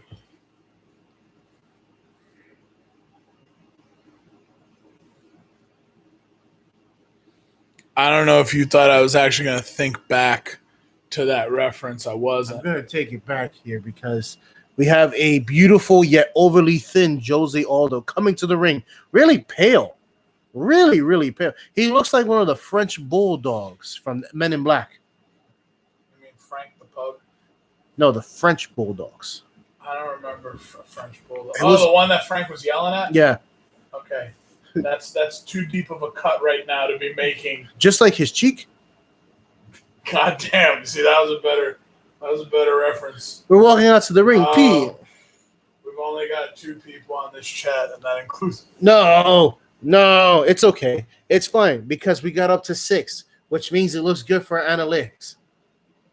Yeah, that's true. And I don't blame them. They're probably like, what? 6 hours? 20-minute waits. No. These guys aren't responding back to the chat messages. They did respond to Jill. There's no Jill. What's her name? My sister, Natty Bonkers. Oh, that's your sister? You're the worst, man. I know she has a baby. Why do I constantly have to remind you that our greatest supporters on the West Coast? Gotcha. As former 2-time UFC and final WEC featherweight champion, that's from up here and the TV screen. That'd be great too if people tune into us to get just play-by-play, and we're popping off stats that they put on screen like we know them by heart. And Gilbert Burns makes another return via Twitter to. I really hate homers. Yeah, I'm Brazilian. You're Brazilian. Go win. I'm just listen, I'm American, but I don't go for every American. The last Brazilian he picked, which was lost. Andrade. Oh, we got some spillage of water on the floor. Get your feet wet, bro. Somebody got some best feet, please. I'm not quite moist enough. Don't spit anywhere. Hey, it's COVID. Oh my God, this is the lack. Look, and the security guy's looking at him like, "Why are you spilling all this water and spitting? You do you not understand that this is airborne? Stop spitting." Do you think Gilbert Burns is his tweets could pass COVID around? It's possible. It's sort of similar. As my producer gives me side eye, but I don't like Gilbert Burns, so I don't care. So I'm going to say something real quick. This is also to show off our spinny mic provided to us by our friend Blackjack. Which will also be used during the Sexual Lobster live streams on Twitch. Starting Monday, because we have not slept since 3 a.m. By the way, when you asked me about whether Gilbert Burns can spread COVID through Twitter, it reminded me of that season 1, episode 2 of Aqua Teen Hunger Force, where the scientists sent phone spiders to the line. There you go. Yes. There you go. The episode aired in 2003. So this is a very unique fight. We don't get a lot of Russia versus Brazil fights. This card. Oh, here we go. Jeremy Piven. This card is so stacked. Shout out to Jeremy Piven, who I have not heard from in ages. Well, he's only been in one great movie. I'm terrified to think what movie you're talking about. The movie where he was a magician and Ryan Reynolds was a cop. You forget he was in Rush Hour. The movie where he was a magician and Ryan Reynolds was a cop. I don't care about that. You forget he was in Rush Hour. Which one? One. When he was the gay couple? Was his gay? No, when they went in to get new suits and he's like, "What color am I gonna get you? Buttercream, buttercream." Oh, it was feisty. Like, that was Jeremy Piven's greatest work. No offense to people who like Entourage, I could care less. Peter Yan here, though. Here's a fun fact most people don't know. Master of sport in boxing. And he has the longest active win streak in the division. 6. I don't know why. And I knew that off the top of my head. I don't know why instead of just putting that, right? They should have just... Look at that. Aljamain saying he has Aldo. This is why you didn't get the title fight, Aljamain. This is why. Josh Devins, insane fight so far. Now the title fight's incredible card overall. Damn it, you didn't give me time, Dana. I feel like Dana's inside the production booth like this. No, he's right there ringside to watch these damn fights. No one has hair in this group. That's okay. What is your anti-hair rhetoric? I'm scared. I'm so startled. The reflection. So we're just waiting for this fight to go on, and they're about to do the large announcement. Judged by Jill Scott. No, they don't do that until the main. Getting chills as I see Henry Cejudo getting chills. That's because you're like 2'6". Isn't it sad that Volkanovski is somehow larger than him in every way? Why is that sad? I would love to see Volkanovski. Because Volkanovski looks small compared to. I would love to see Volkanovski knock his block off. These guys are basically the same, but Josie Aldo has a massive reach advantage. But Yad, 6 years younger, and hasn't been knocked out as brutally as Jose. Much more rippling abs. Sure. I mean, I think both guys have very weird abs. None of them are like. Who am I to judge, really? You know, when I'm rocking a keg here, and Bruce Buffer now, probably looking like he drank his 13th Red Bull of the day. Bruce Buffer has the pig sweats right now. Like, it's killing him to be there. Okay, here are our judges. Lucas Bosaki, Ben Cartilage, and somebody. Oh, we got Leon Roberts back as a ref. That's good. I like Leon. They were going to do the blackouts.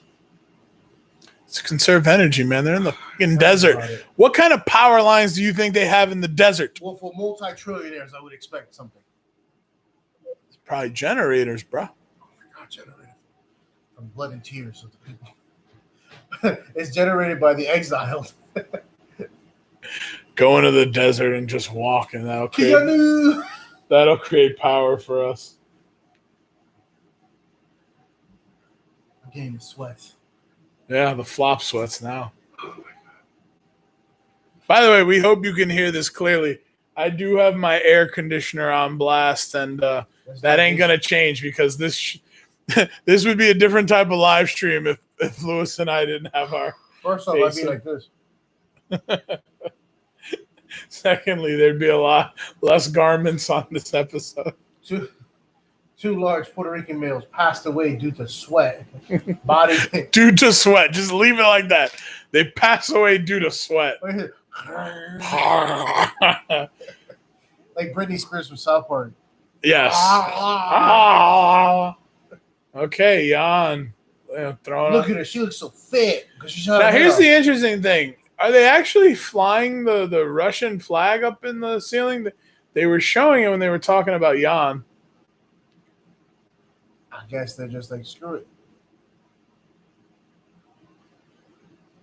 Here we go. Champion will be crowned. We are guaranteed a new champ. Let's see if all that shit Peter Yan was yapping is actually going to come to fruition. Very true. Because everybody's a good fighter until they fight Jose Aldo. That is a good point. But again, it's like, I think Jose's time has come and gone. Or maybe that's just my wishful thinking that I hope his time has come and gone. Then again, we've seen in the past these young cats, they get title shots and they don't execute the way they need to.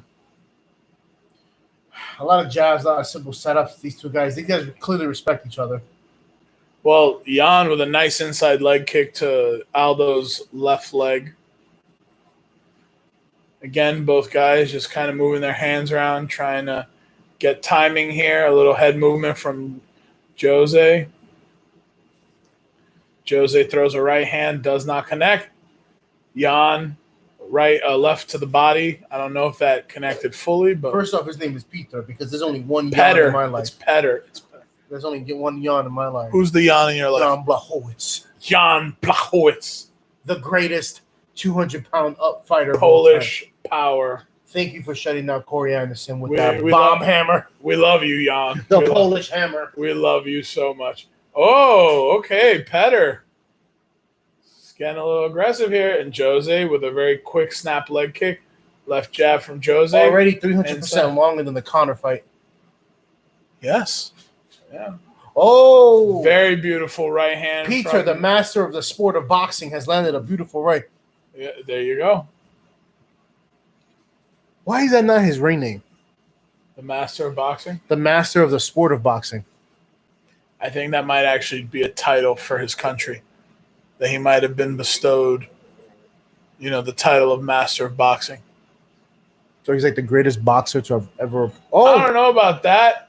But what I'm trying to say is it might be like an alcohol thing where you've studied enough where you could be some company's master of whiskey.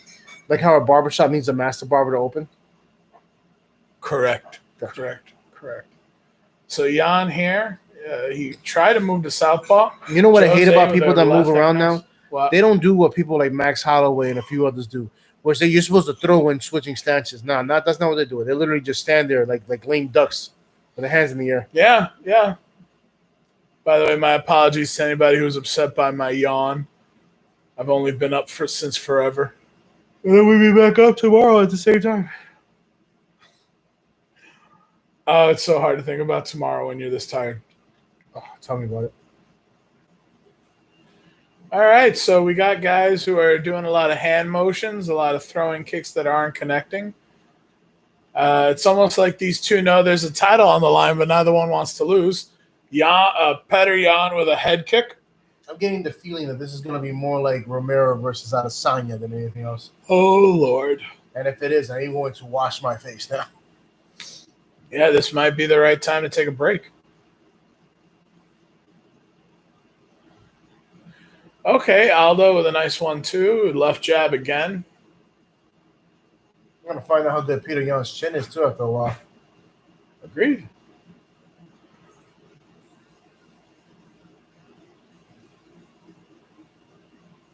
What I will say is Jose Aldo looks amazing for the weight cut he's been doing.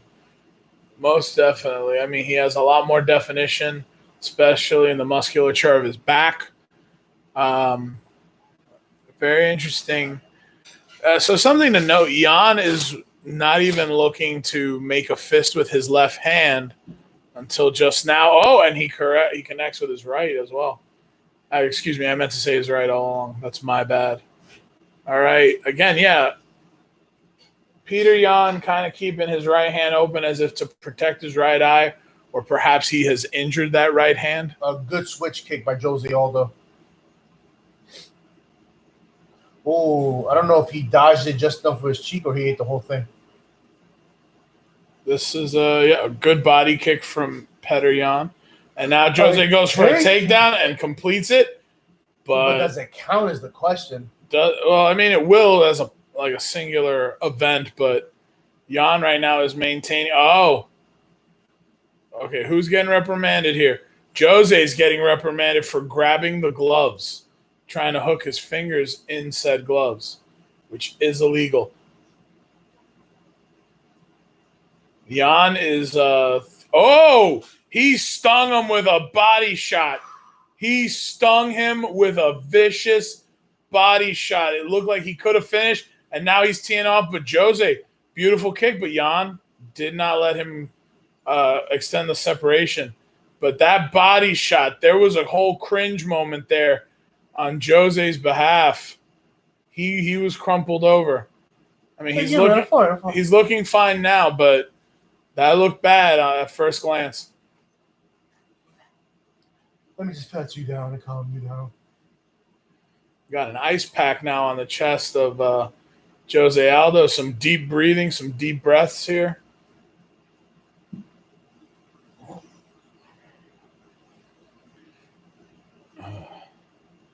You know, one thing that can be said and should be said about tonight's fight card so far, everyone is showing off a really strong chin.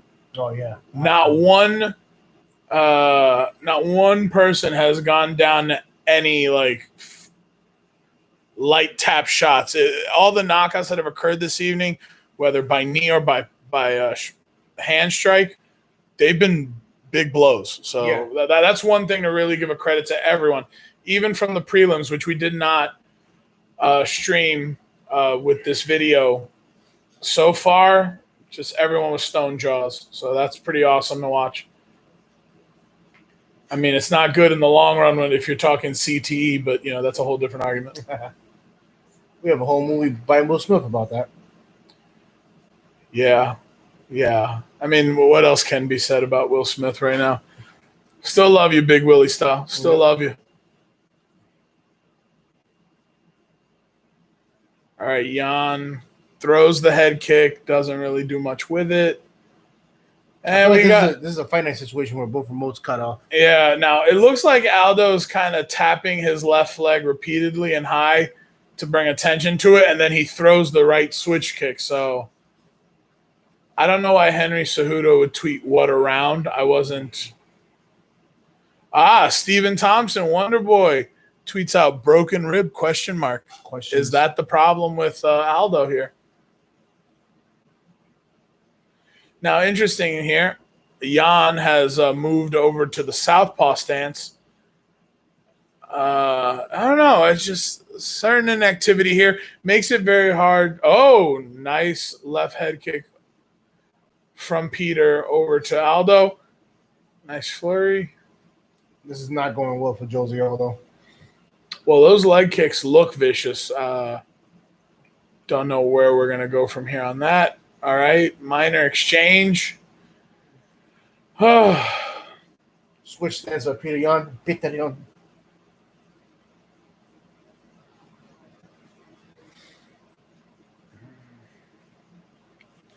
I don't know. I still think it's me because you and I are so exhausted that I wish this fight was already over. I kind of wish just one of them just throw a bomb right now and just knock the other guy out. Josie's doing smart by chopping down the leg, removing the front power.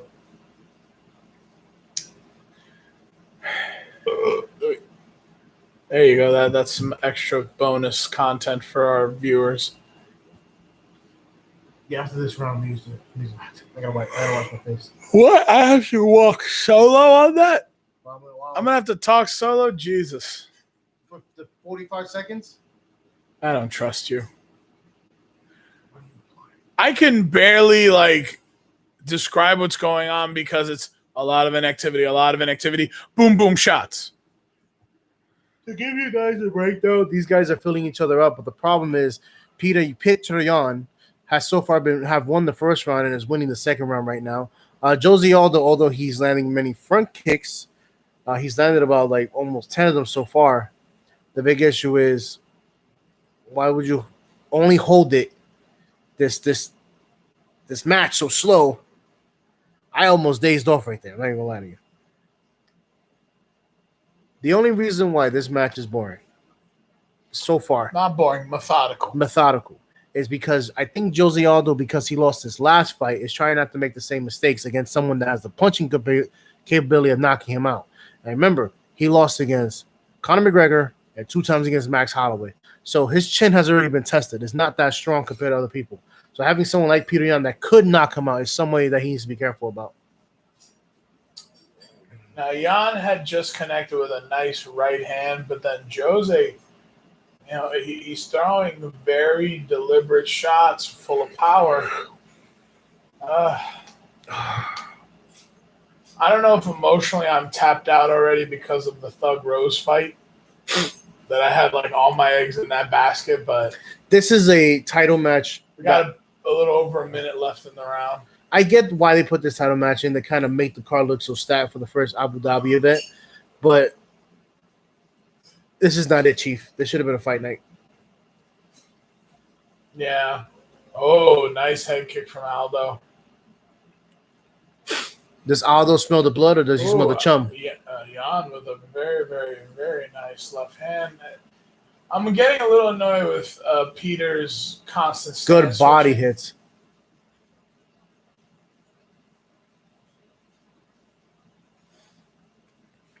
I think Jose sees the issue. I think he sees it. He knows it's that right rib. Yeah.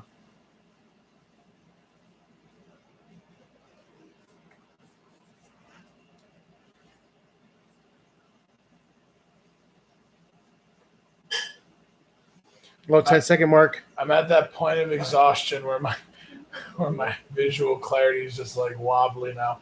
Oh, tell me about it. They need to hurry this up. I'm watching my face. All right, as Push walks away, let me take this opportunity to thank anyone who's still here. We appreciate you.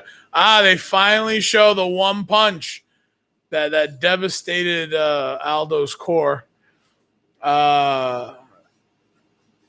Yeah, so again, thank you for anybody who's still here with us. We hope you're staying safe, staying well.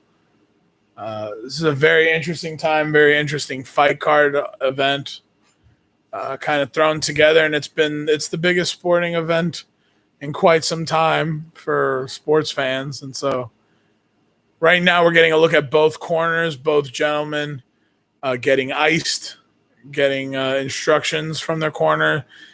2 rounds in the books. This is a 5-round fight.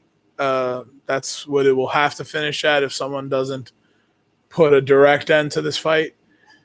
And right now, Jose Aldo taking some really, I don't know if they're deep breaths, but you could definitely tell there's some labored breath here. So that's something to note. Again, the guys touch gloves. A lot of hand movement, both trying to get each other's timing down. I think Jose has done a really good job of disrupting Peter Yan's ability to time his movements. And as I say that, Jose Aldo, just 2 immediate right leg body kicks to Peter Yan. So this is pretty interesting. Ben Askren tweeting out that he's impressed that Jose Aldo coming in strong. He's scoring the fight 1-1 right now. I would say that's actually very, very fair in this instance. And Peter Yan now just teeing off, throwing a 1-2. Both men throw kicks at the same time, but neither one really does any significant damage. And another kick from Aldo. Aldo seems very focused on throwing these kicks. Yan with a great left kick to the body, follows up with a 1-2 combination. And now, both guys throw for a bit, get into a clinch, release. Okay, Peter Yan with a nice left hand. Again, don't know if it did much damage. Just Yan with a looping left hook.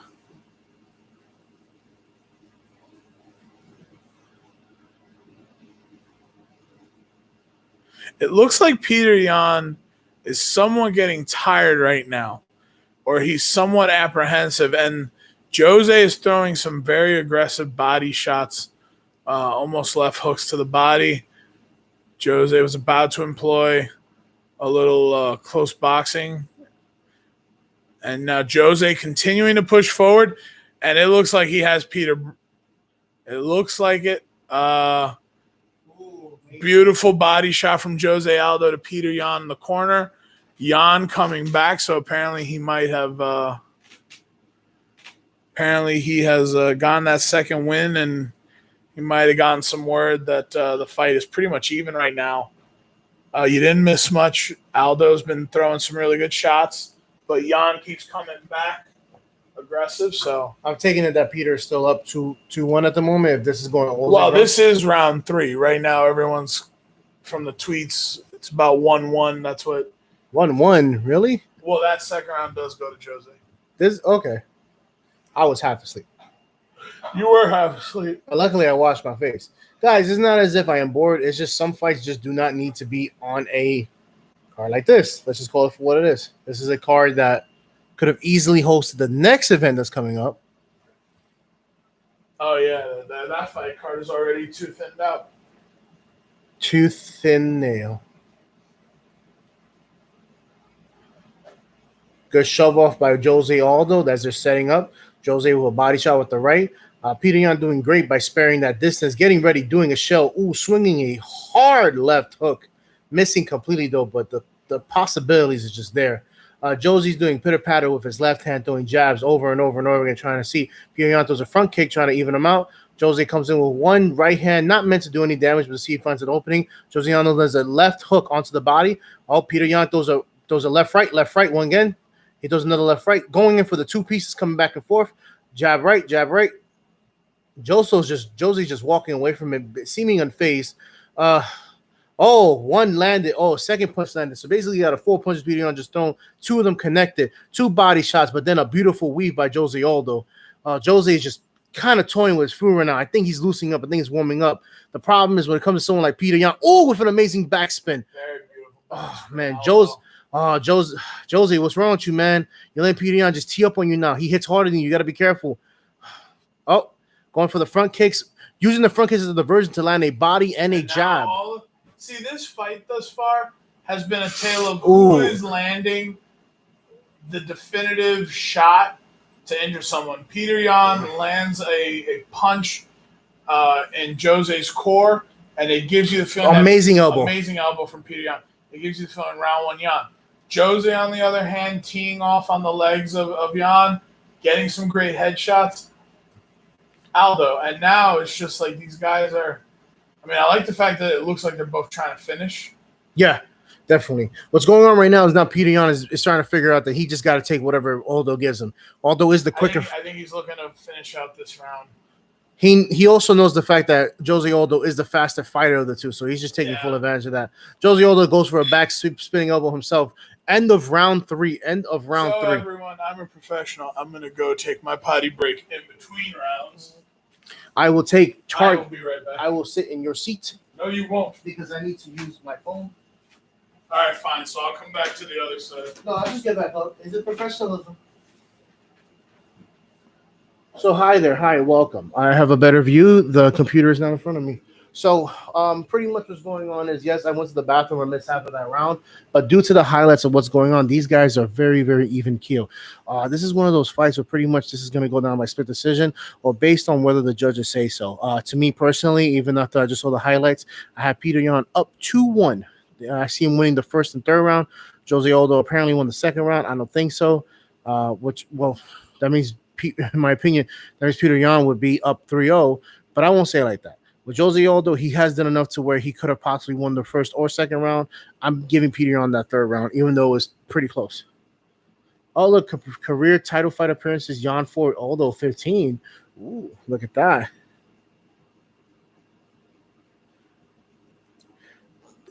To Jose Almanzar, thank you. Thank you for the chat. We appreciate it and love you all the way. Both fighters, again, teeing up with the warm-up, but Peter Yan coming in ready to end this fight early. Just filling him out, but just throwing flurries left and right. Coming in for a low duck, but Jose lands with a back kick to the face. Peter Yan's being smart. He's sticking the hand out, doing the Vladimir Klitschko approach, feeling out, but then moving Jose Aldo's right hand around. The two skirmish in the clinch right now in the middle of the octagon. Jose's trying not to get takedown. Peter Yan is trying to do it. Clinch separated. Yan goes in with a front kick. Yan goes in with a body kick, back leg body kick, with a front leg kick to the outside knee. Two feeling out. Okay, Peter Yan throws a left into a right to give each other a nice little handshake. I guess they're assuming that Jose Aldo is going to pick up his shorts, but Peter Yan didn't give him a chance. Aldo with two body shots with the fist, with the right. I think they're filling each other out again. In the middle of the octagon on top of the Monster Energy drink. Oh, my God. Jose Aldo ate two powerful right hooks to the face, but he lands a wonderful body hook shot. Peter Yan is starting to push him and drag him towards the cage, landing a beautiful elbow, but Jose Aldo gets out. Peter Yan is getting defensive position. He knows that this is his round. He knows he has to finish this round. Jose Aldo comes in, misses. Peter Yan goes for a right, but Jose Aldo is able to block it. Oh, beautiful back knee by Jose Aldo. Beautiful elbow by Jose Aldo. Oh, just love taps. Peter Yan's just eating them ready, taking those body punches, but he knows the goal is there. Landing a beautiful right, missing a hard left. All right, now the scrummaging hands. Beautiful body, beautiful left hook by Peter Yan to the body. Jose Aldo is now coming in with 2 uppercuts. Peter Yan with uppercuts of his own coming in, landing in. Now here comes they're feeling out. Sorry, my mistake if I'm being too slow. The stream is slowing down. But Peter Yan comes in with a beautiful knee with almost a takedown. Almost succeeding, but it was. But man, Jose Aldo's ability to realize what he's doing is really catching up. This is just the wiliness of being such a great ground fighter is catching up. The two of the people slowing down. They're feeling each other again. A beautiful love tap by Peter Yan to Jose Aldo. Let him know that he's still here. But Peter Yan looks tired. He looks like the Pillsbury Doughboy, all pink and soft. Well, Aldo has been very efficient in landing that left jab. I will say that, as I'll give you an opportunity to get some water. Neither guy really seeming like they're slowing down. It's more so learning and showing that they know how to conserve energy. If I had to say who was the fresher fighter of the two, I would actually say it's Peter Yan. But Aldo seems to be the more effective striker as of the last few moments. And Aldo seemingly taking a little retreat here on the cage. He's pacing, probably trying to catch his breath, while Yan is trying to be the pursuer, the aggressor here. Yan gets a nice right, throws a nice midsection combo. Now we're getting some blood out of Jose Aldo's nose. So that might play a factor because, again, bloody nose is going to affect Jose Aldo's breathing. And now it's starting to flow a little bit more. Okay, Yan. See, here's the thing. When you have a fighter like this, like a Jose Aldo, and you feel like you have him even slightly injured, you have to finish. Ooh, beautiful right hand from Yan onto Jose. Beautiful uppercut. Now he's starting to work the uppercuts. He has Jose in the corner. Okay, Yan grabbing the leg. Beautiful. Amazing. Oh, would that be a Sambo takedown? It would be, yes. That would be a beautiful Sambo takedown. And now Yan trying to work in the guard. Not a full guard. I mean, Yan hasn't dropped down to both knees, but he is now driving his right knee into the left shoulder of Aldo. Now we're in a full guard situation. Aldo locks up his 2 legs around the midsection of Yan. Yan trying to get some type of posturing, some type of positioning, throwing right hands right now. Beautiful elbow from Yan. Elbows, they're a mixed martial artist best friend during the ground and pound. Another punch to the midsection. Yan pretty much holding Aldo by the ankles to control his positioning. Beautiful just rights. And now Yan is just throwing lefts and rights at Aldo's head. This might actually steal the round for Yan as we approach the end of it. Last 5 seconds. Dominant, close to the round for Peter Yan. Ref calls for the break. So since I did miss the start of the round, who would you say won this round? I definitely got Peter Yan winning this round. He landed an amazing 4-punch flurry where 2 of them were bombs of a cup, basically dazing Jose Aldo. When they show the replay right now, which most likely they will, you'll see the amazing craftsmanship. He is, honestly speaking, what his title implies. He is a master of the sport of boxing. That's a nice little plug there. And, the blood is still flowing out of Jose Aldo's nasal cavity. Very rough thing to be going into the final round. With that situation going on. Be interesting. The recap is showing. Okay, I'm seeing the recap here. But right here, that beautiful just Sambo trip, judo. Nice reap here. Very, very beautiful. So now we're seeing significant strikes. Yan winning in the first round, then Aldo, then Yan again. Look at that, 51-27 in round 4. As of right now, if we're just going off of significant strikes, it would look like both men embrace, high fives and hugs. for this final round. One man will be crowned a champion here. And, beautiful straight left knocked Aldo right back into the cage. He has Aldo down to try to create separation. Now he's trying to wrap up Jan, but Jan is trying to get himself into a half guard. Almost a pseudo crucifix. He has Aldo's right arm pinned. Aldo gets it out. It looks like Peter Yan is just desperately trying to finish this fight right now. He's just crawling up, and now we have a definite crucifix. He's throwing hands. I mean, they're not, an elbow that woke up Aldo. And here we go. Does the ref do anything? Can Aldo move himself out of this position?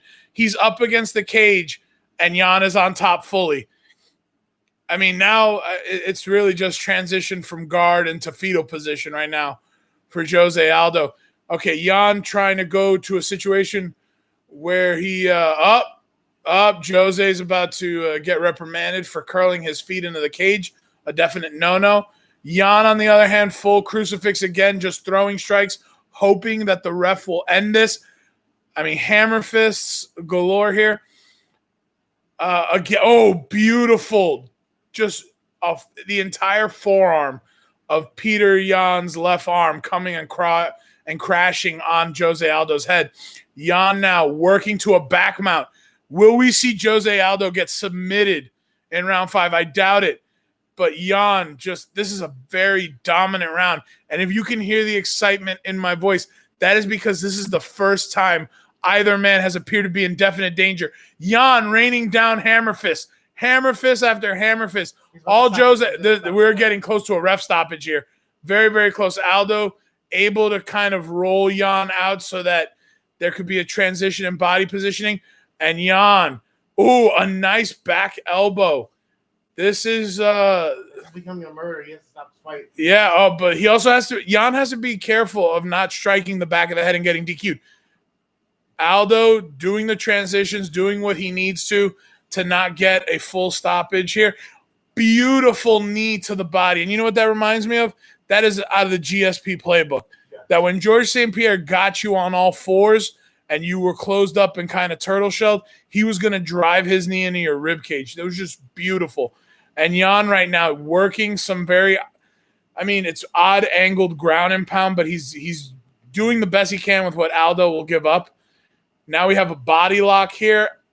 Yan trying to grab hold of Aldo's arms to perhaps create an opening for a big blow. Another big right hand, big hammer fist to the left side, and then matched up with punches.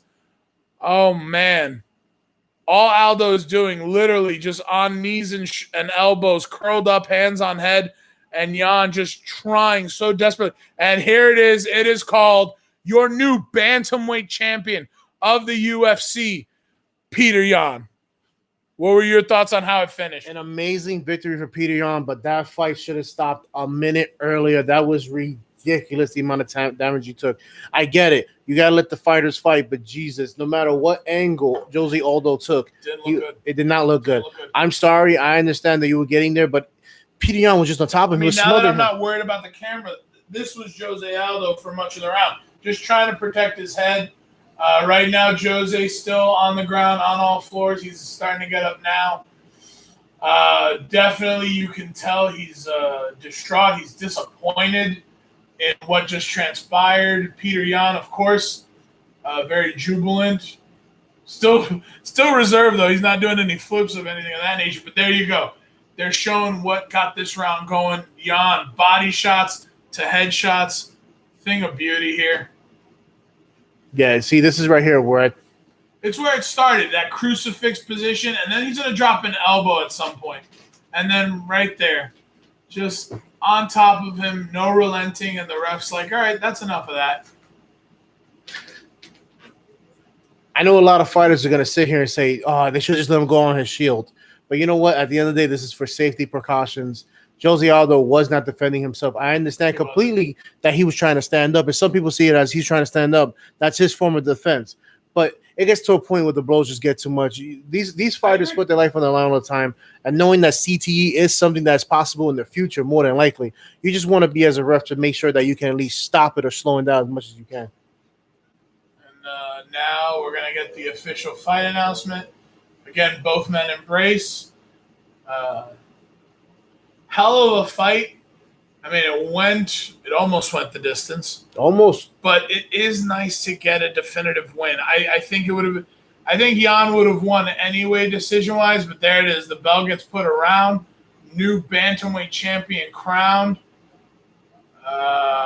Definitely some handshakes and celebrations. Jan proud to be the next guy in that lineage of title holders.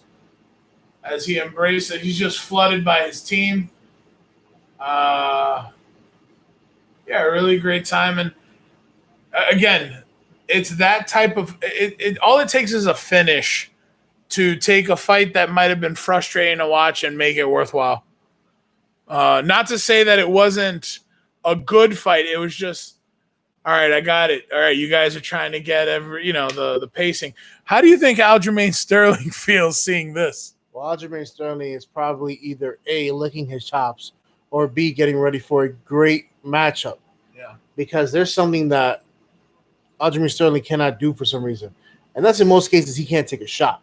So going against Peter Yan, who just basically pummeled Jose Aldo and took a pummeling from Jose Aldo. Yes, absolutely.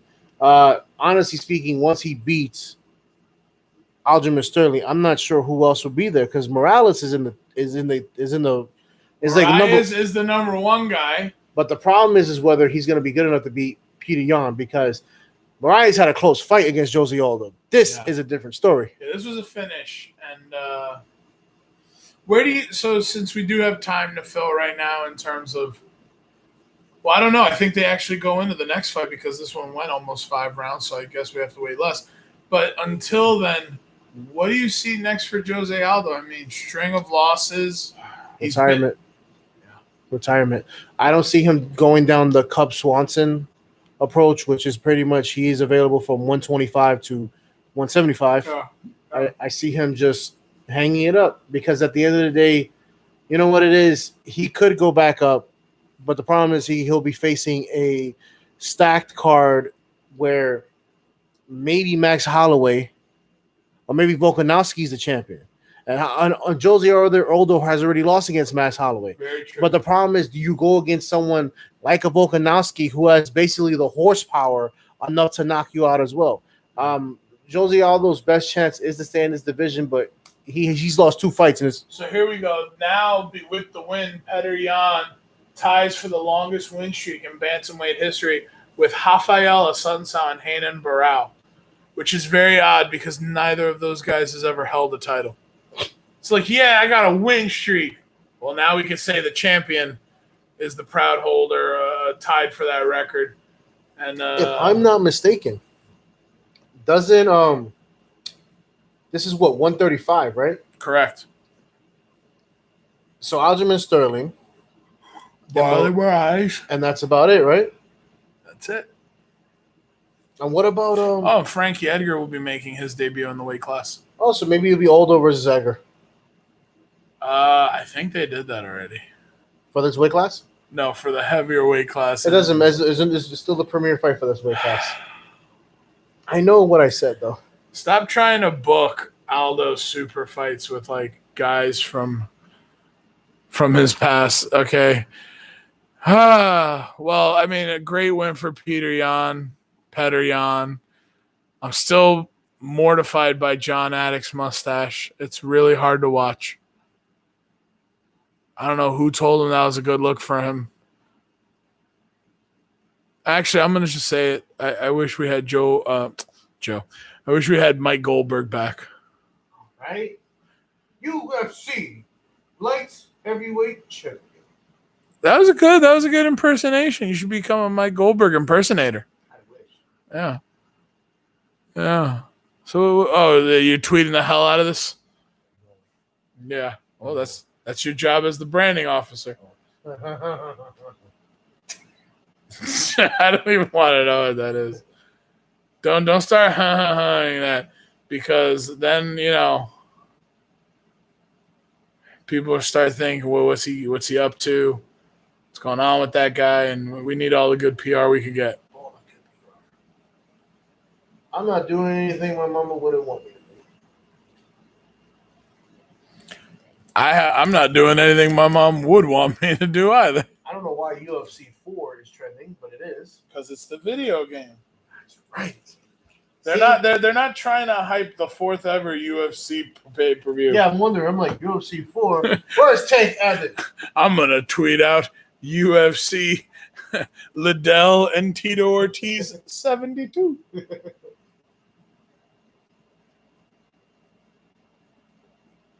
And Peter's wait, why is Henry Cejudo tweeting out kiss emojis? Wait, first off, Henry But you Cejudo, absolutely you just sat here and said that you're getting excited and your heart was racing when they walked to the ring. Henry Cejudo, you retired. Please do me a favor, go into the sunset and leave the fighters to fight. Okay. Aljamain Sterling is funk. Yes, Funk Master MMA. Please, Henry Cejudo, you're probably not watching us because you don't know how to use a phone. Just you also can't change the parental settings on your YouTube account. I'm pretty sure his first ever girlfriend is controlling his phone at the moment. I will say this much: you retired. Let them fight. As Dana White always say, once you retire, you're not our problem anymore. Just stop, please. Like, Volkanovski's looking real fluid. Looking real thick. Max Holloway looking like every Filipino.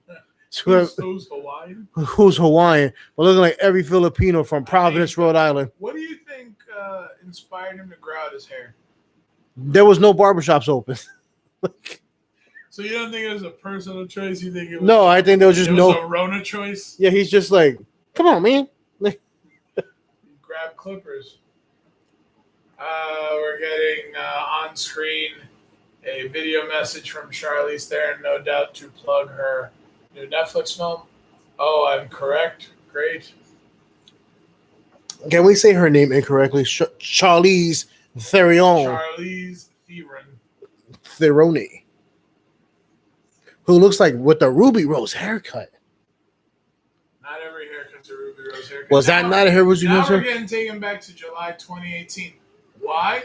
To hype up next August main event, headlined by the heavyweights, Daniel Cormier challenging.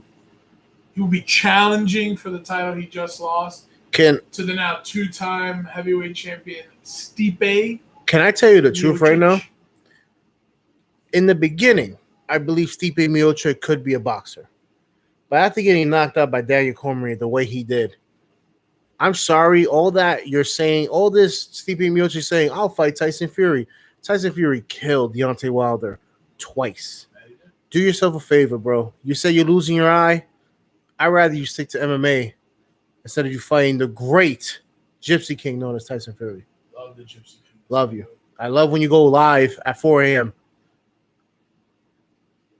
Thanks, everyone. I just want to let you know that I've just eaten my 5th pancake breakfast of the day.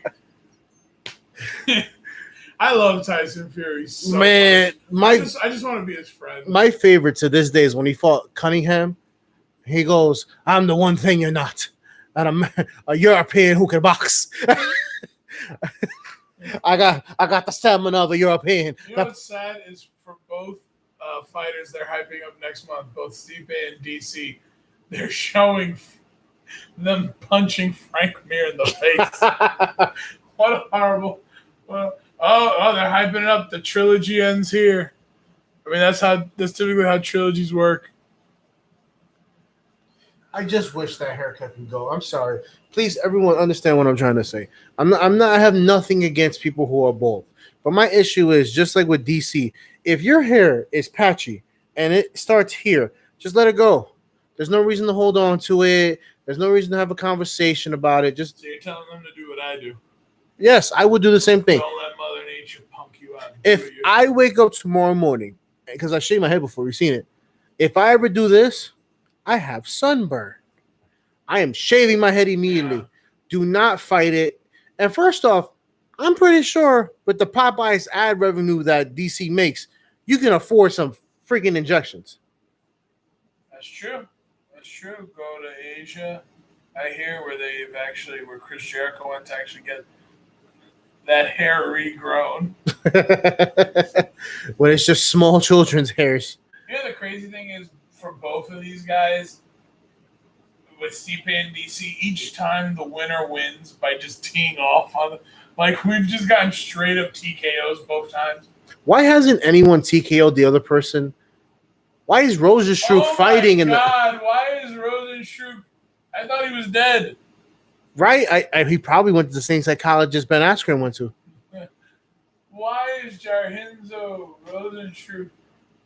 You know what's so sad about it is Dos Santos. They moved Frankie Edgar against Pedro Munoz.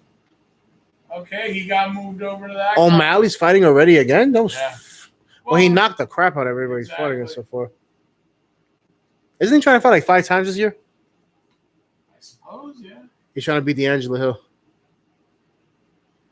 You know, as they're showing the rankings, all I can think of is I want to see Zabit versus Yair, and I want to see Ortega versus Korean Zombie. Let's make those happen, folks. Man, I'm going to stand by this, and I always will stand by this. My greatest forefront I've ever seen is Max Holloway completely schooling the undefeated, unstoppable Brian Ortega. Brian Ortega, secondly, I am still mad at you that you are such a pussy that talks all this shit. Korean Zombie and his translator were sitting next to each other, and you waited for him to get up and use the bathroom before you went and fought his manager and his translator. That is cowardly to me. I'm sorry. If you're about it, you're about it. Like Khabib when he approached Artem Lobov, or like Conor McGregor when he approached anybody at a bar, or even Khabib at the bus stop. Even Nate Diaz, everyone he's confronted. Jorge Masvidal with Leon Edwards. Do me a favor, Brian Ortega. When you talk about your West Coast stuff, when you talk about your Cali street fights and everything like that, just remember the fact that Max Holloway looked at Joe Rogan and say, I'm going to sun this motherfucker. And he landed 108 unanswered shots on your face. You look like the tampon after prom. Why? I just don't like him. I really don't like him. I don't know anybody who likes Brian Ortega. You know what's crazy about him? I respected him, but when he sat here and said, no one's going to beat me. Well, then. And you've lost, did he lose 2 fights in a row? See, I forgot that Max Holloway was talking smack to Volkanovski.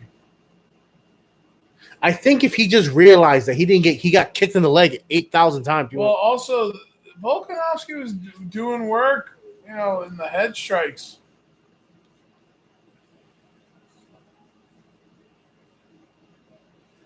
This is either going to be a tale of redemption or a tale of a continued reign.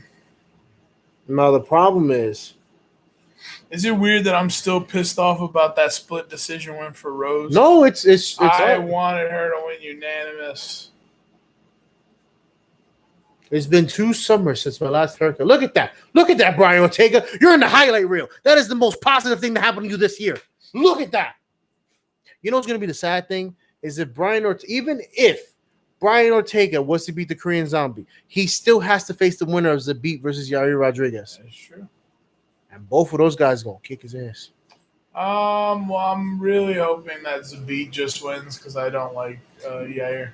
Well, Zabit, the Abraham Lincoln of the division. The Abraham Lincoln of Eastern Europe. Zabit's been looking for Yair Rodriguez for the last 3 years, to the point where Yair Rodriguez actually got fired for ducking a fight against him. I wasn't running. They should tell you the truth. So fight him now. No. I don't know. I'm still adjusting to Max Holloway with hair. It's weird. I'm adjusting to Max Holloway without the title. Yeah, well, you better get used to Alexander the Great because he's been carrying it. Don't die on me. Wake up. What's going to die on you? You. I'm not dying. You're the worst. You are. As I've already said, you're the drizzling shits, but that's for another day. Amazingly, the last fight Brian Ortega has had was in December 8th, 2018. And the only reason... I disagree. The last fight Brian Ortega had is with illiteracy. The last fight he had was losing his sponsorship with Modelo. To Amanda Nunes. The far better striker. Yeah. Because you know You know what he was bragging about him being a knockout artist? He knocked out Frankie Edgar. Geriatric at 32, Frankie Edgar. I like Frankie Edgar. But we got to admit who he is. He's a punching bag. He's BJ Penn. Is that Johnny Young Bosch coming out with him? Is that the Black Ranger, the OG Black Ranger? Nah, it's not. I could dream. What the hell's wrong with you telling me it's not? Is no. Clay Guida, which he just walked straight. Why do you have a -1? What did you do? Oh, you have a no contest against Mike De La Torre. De La Torre? De La Torre. De La Torre. That sounds like the fancy. That is Johnny Young Bosch. That is the original Black Ranger. I don't care what you say. That's it. Even if it's not, that's what I'm going to call him. His hairline isn't crooked, then we know it's not him. If my man's hairline was like doing the fucking tilt-a-whirl. It's called having curly hair? No, it's called not doing your hairline. I will pull up his photo right now and show it to you. Don't do it. Don't do this to me. Do it. Okay.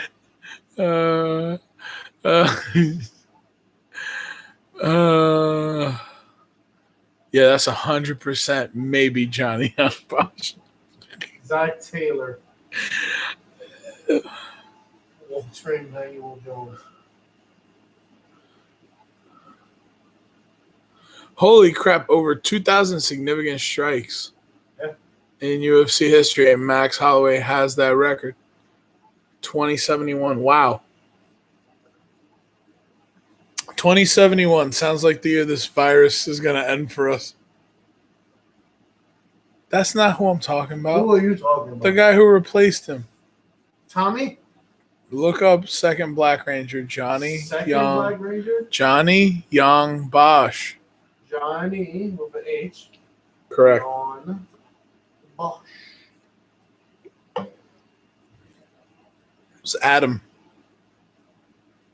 Was he a part of that police force season that nobody liked? No. He was even in the freaking movie when they became Ninjetti. That was the one nobody liked. No, nobody liked Turbo. Yes, you're right. I know I'm right. Was the second one not Turbo? The second film was Turbo. So he was in the third film. He was in the first film. No, he was not in the first film. Trini and Jason, none of them are in the first. They are in the first film. That was Ivan Ooze. And they're not in it. He replaces him in the first movie? Yeah. I know it's hard for you to take in. Yeah, that's Johnny Young Bosch, who's actually become a really great voice actor. Oh, wow. Who is this lurch?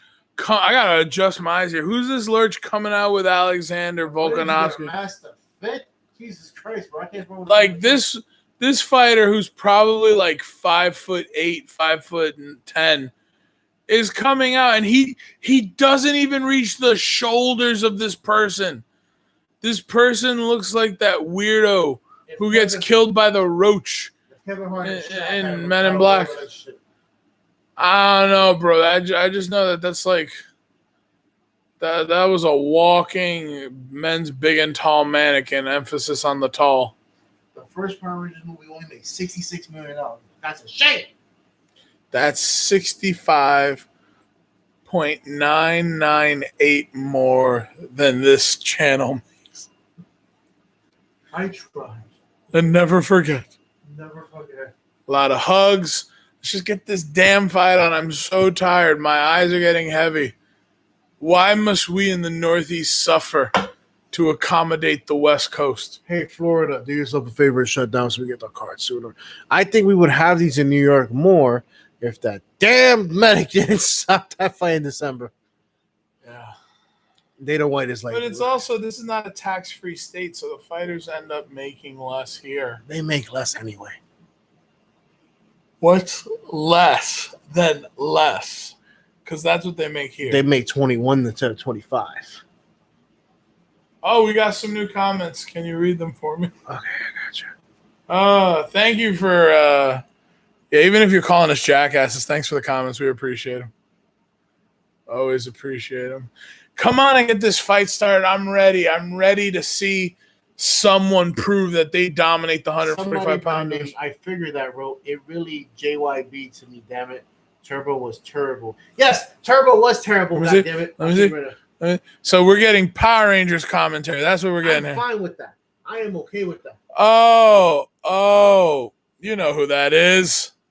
That's our boy Demaster Plan. Master Plan, are you in About here? to launch his new YouTube channel. I figured that. All of Very excited for that debut. Oh yes. Wait, is that pretty much just to get us to give him a cheap plug? Are you cheap plugging us? You son of a gun. But here we go. Here we go. Max Holloway looking focused, looking like an Elvis impersonator. Oh. Oh. Oh. Mm-hmm. Oh. Yeah. Nicholas Cage, Superman. We have different judges, which means they have more than 3 for tonight. Which means those people are sent to quarantine immediately. That I believe that. Well, I'm sorry, I don't want the judges that judge fucking split decision between them. They're gonna have a rubber match, and you know they are. But I don't want it. I think they should be able to petition a change and let me change the decision for them. Max Holloway, 21-5, 5'11".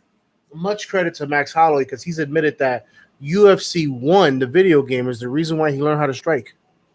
Get out of here. Yep. Oh. He said he picked Jose Aldo and their combination to try it in the gym. By the way, thank you for those of you who tuned into clean-shaven, sleepy guy tries to fight off sleep. Let me tell you this. This isn't the biggest fight of the night. Usman versus Masvidal isn't the fight of the night. Fight of the night is me versus my heavy eyes. Oh, yeah. Then we gotta set up the air mattress. Yeah, that's for you to sleep. I'm going to go just crawl into my bed. Yeah. Do you have an air pump nearby over there? Bro, my air mattress has the pump built in. So what do I do? Just leave it alone? I'm going to set it up for you. You just plug it in and you turn the thing and okay. That's that PhD money coming in. I have a PharmD. Don't you dare say I have a PhD. Mine has more letters in it. You know what's crazy, though? You're willing to throw it all away with One Night with Snoop Dogg. I will. Yeah. Yeah. As I've said before, I agree with Gabriel Iglesias' assessment. If the dog father passes you a blunt, you do not say no. And so that would be the only situation in which I ever partake. I'm sorry about that, but the fucking light just blinded me for a moment right there. Yeah, they got to stop turning the lights on and off. Now, here's the crazy thing. This fight looks like, a dude about to go fight his much taller bully. But the bully isn't that, much more defined. It's weird. Oh, my shoulder's itchy. Ring Girl, number 1. Can't tell the names anymore because this one retired, didn't she? Well, congratulations to Ariane Celeste on your recent pregnancy announcement. We hope that you, the baby, and the proud papa, enjoy a lot of love. Obviously, the baby's on the way. We hope that it's a safe pregnancy for you. That's just our little well-wishing. Now getting into the fight, we have Max Holloway dominating the center. Volkanovski circling around. Volkanovski with, here we go. Inside leg kicks. Inside leg kicks. He's going right back to the old repertoire that won him the first fight. Hopefully Max Holloway figure that out soon. Doesn't get chopped down like he did last time. Oh, he's going for knee kicks as well. Okay, that's different. Changing it up with Volkanovski. Two of the fighters are feeling it. Basically don't want to make any mistakes to one another. That's pure respect. Oh. Volkanovski continuing to circle over to his right-hand side, trying to potentially limit Holloway's ability to throw potent inside leg kicks. Strangely, this fight has just started, and Max Holloway already looks aggravated that he's not getting into rumbling with him yet. That's a good point. He's like, come on, man, kick me. I love the stance Max Holloway is taking. He's being very, very gentle. He's moving in like water, not allowing him to kick him. He knows his big Achilles heel was getting kicked over 85 times in his last fight. Well, Volkanovski now taking the center, pushing the pace. All right, back to Max Holloway having the center of the cage.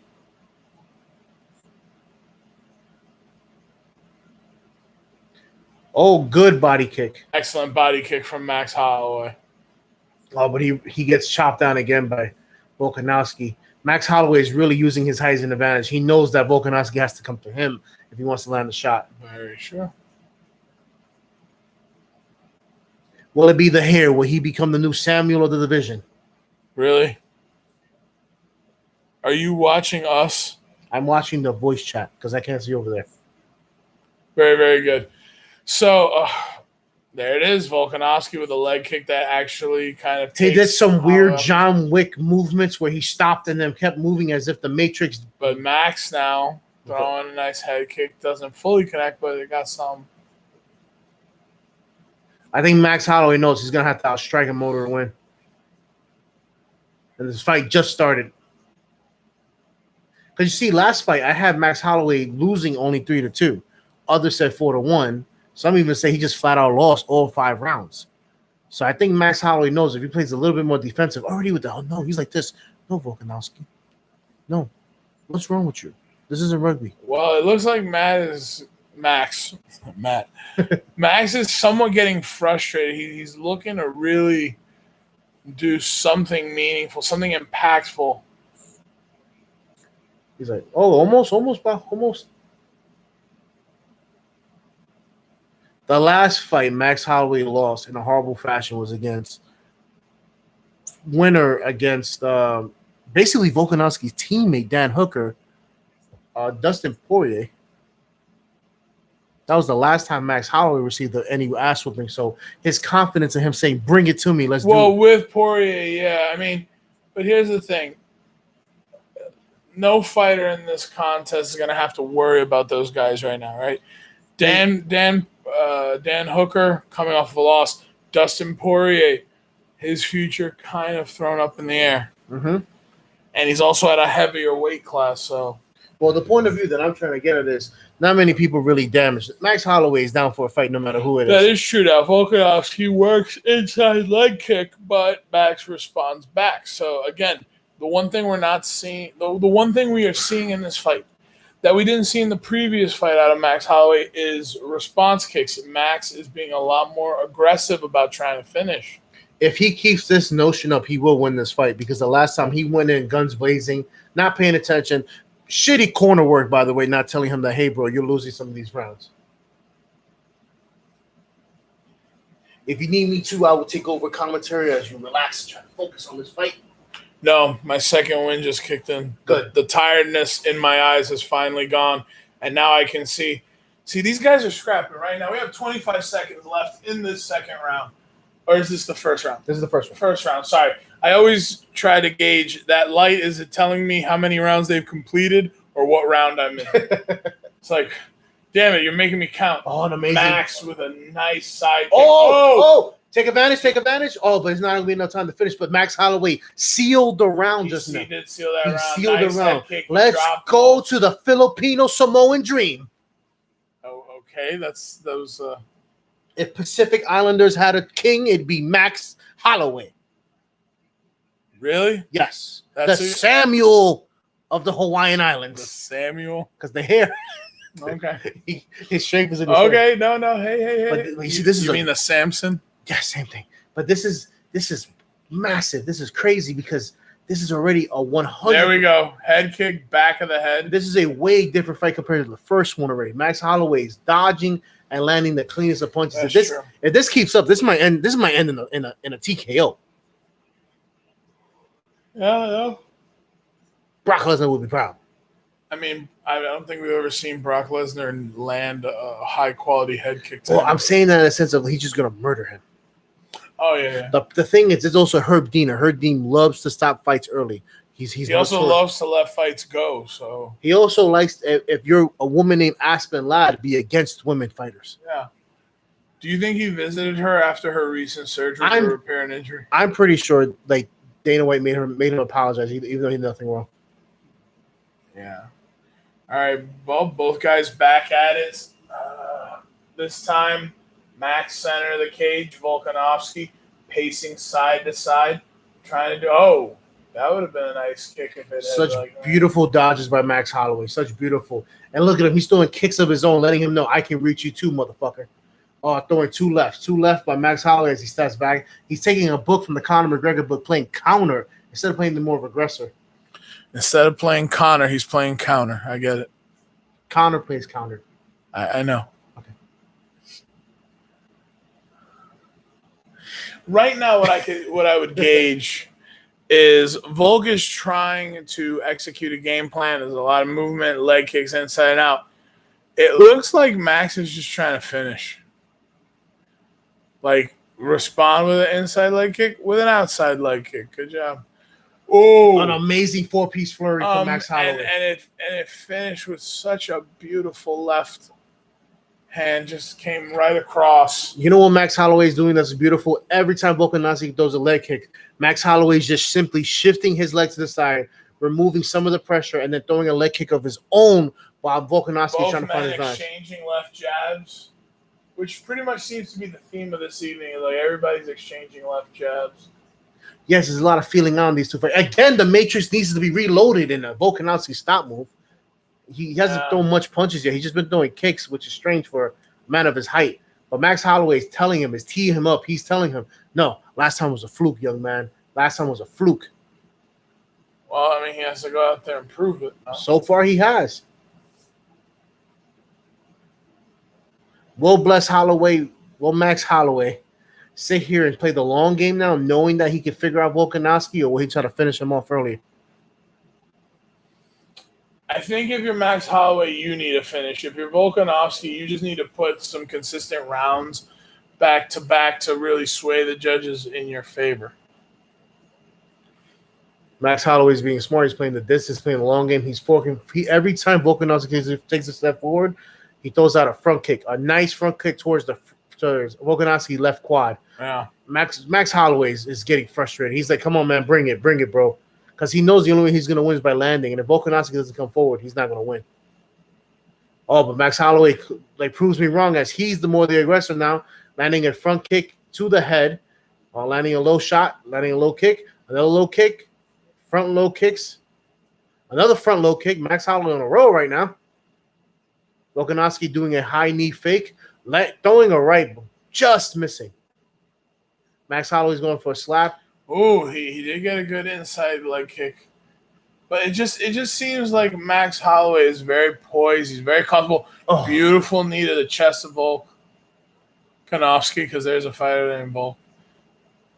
I don't know if it's in his best interest to show any type of frustration. I mean, Max Holloway is having these moments where he's like, all right, come on, engage me. Volk right now has taken control of the cage. Now he's pacing side to side. I will say this. Max Holloway came in ready with his defense. I have not seen his defense this clean in a while. Great coordinators, but yeah.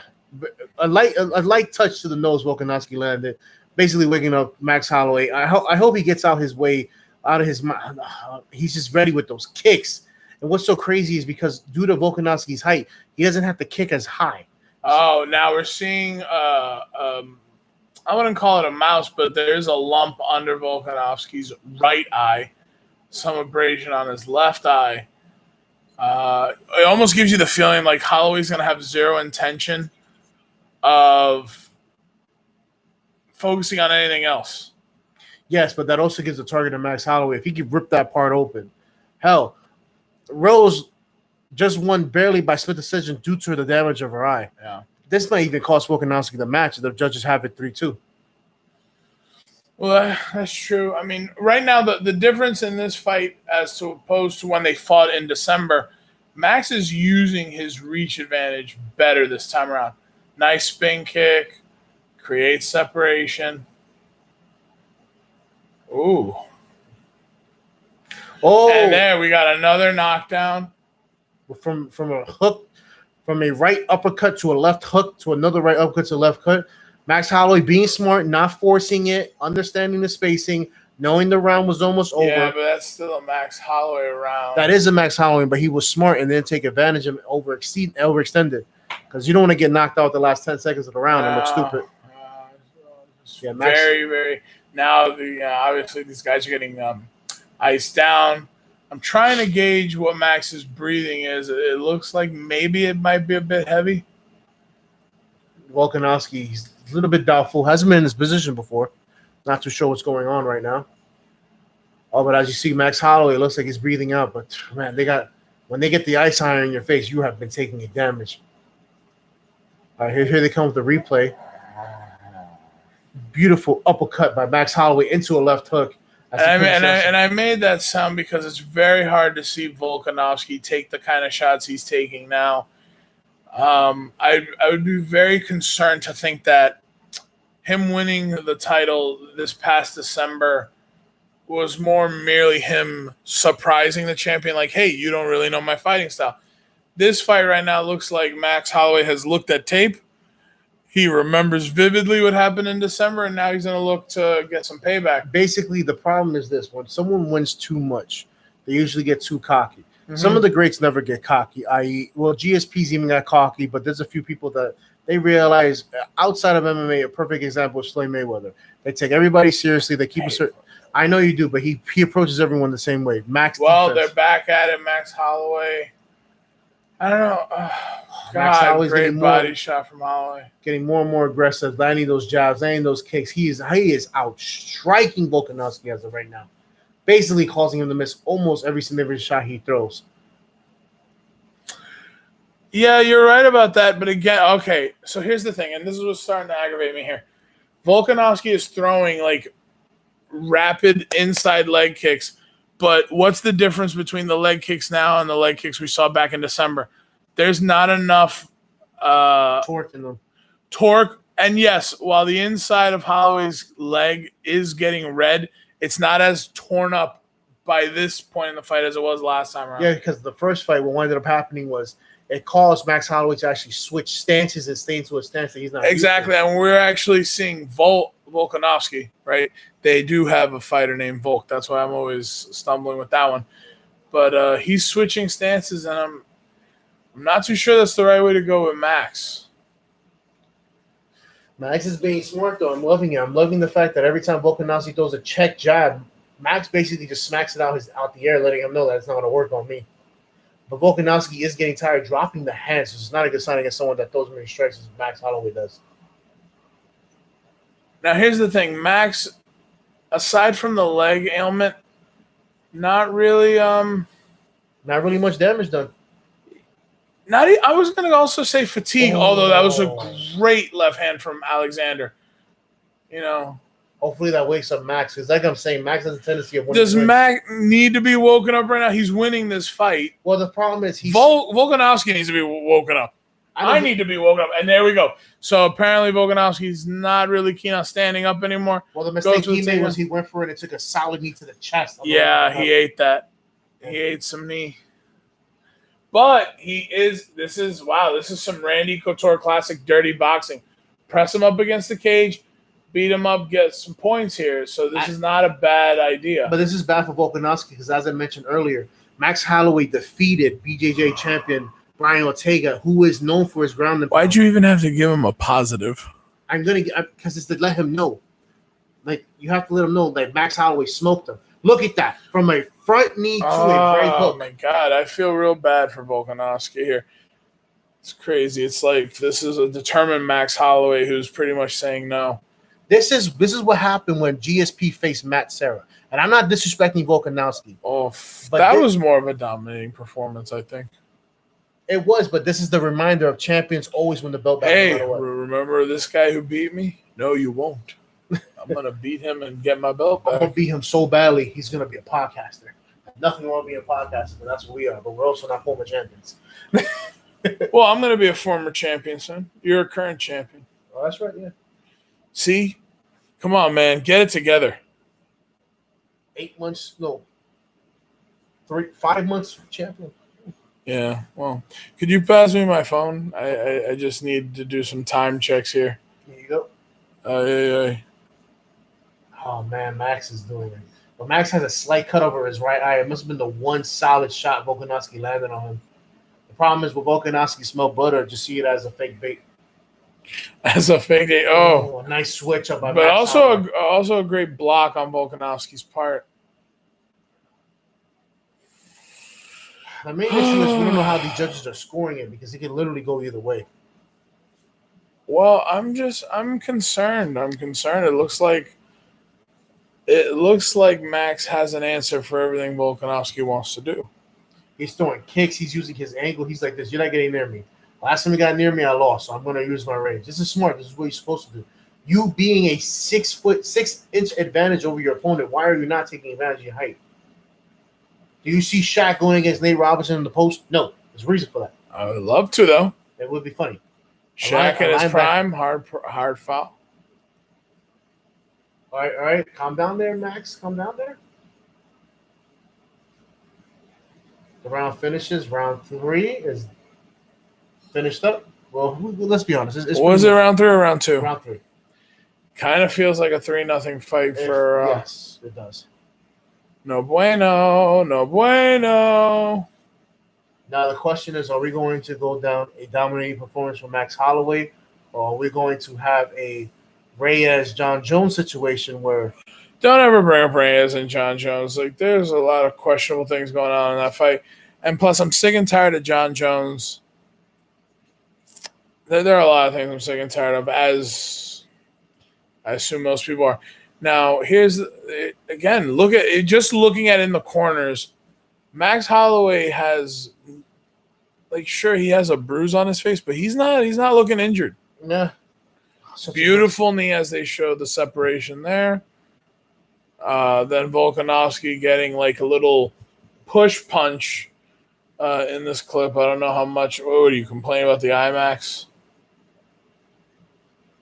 Volkanovski's looking gassed. He is looking tired, but the only way he's winning this fight is via finish, so he better get his ish together. As you can see, Max Holloway ran out of there. He is ready. He's like, I'm about to Brian Ortega his ass and just finish this. But Joe Rogan isn't there, so his lucky charm is not nearby. Very true. Okay. Max Holloway with a spin kick. A little separation. Okay. I think that this matchup continues. The only person that's going to be devastated by this is going to be Israel Adesanya. Israel Adesanya will not be prepared for this loss. Israel Adesanya. Because they're all friends. They're in the same camp. Oh, I mean, I think Israel Adesanya is just more focused on keeping his own belt. Against Paulo Acosta? Yeah, Paulo Acosta. Well, the difference is he's not going to fold up. What's over there? Approach. That still has to be the greatest bit of MMA chicanery. What's over there? Take that. Imagine he was like, Fidel Castro. Oh, God. They're having a couple of bangs with the kneecaps hitting each other. Now, you have to question if any of these judges are going to have that bias that, the challenger needs to finish the champion.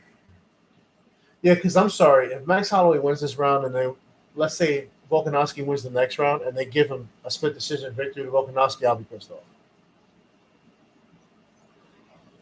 Well, I'm feeling right now every headshot Volk's taking. Right? Every single one. But we got a little blood on Max Holloway, the bridge of Max Holloway's nose. But look at it. Right now, as Volk retreats, Max Holloway is kind of boxing him in just with his own shoulders. Max Holloway, with his own hands and his shoulders, kind of like tracking. I want to keep you directly in front of me. He's holding him in. He's him in the corner. He's trying to stop him. Oh, beautiful. I mean, that kind of looked like a fake flying knee into a right hand. But again, Volkanovski, he counters. I don't know. This fight's a lot more. This runs a lot more closer than the other ones, that's for sure. But is that because Max Holloway is going on cruise control, or is that Volkanovski's feeling that he has to finish this off? Nice reach jabs by Max Holloway from the head to the body. Neck check. Ooh, nice. Left. Yeah. Spinning back kick. Spinning back kick didn't do much. Man, we are basically, by the looks of this, continued 7 minutes away from crowning a new and continuous. Did you say 70? 7 minutes away.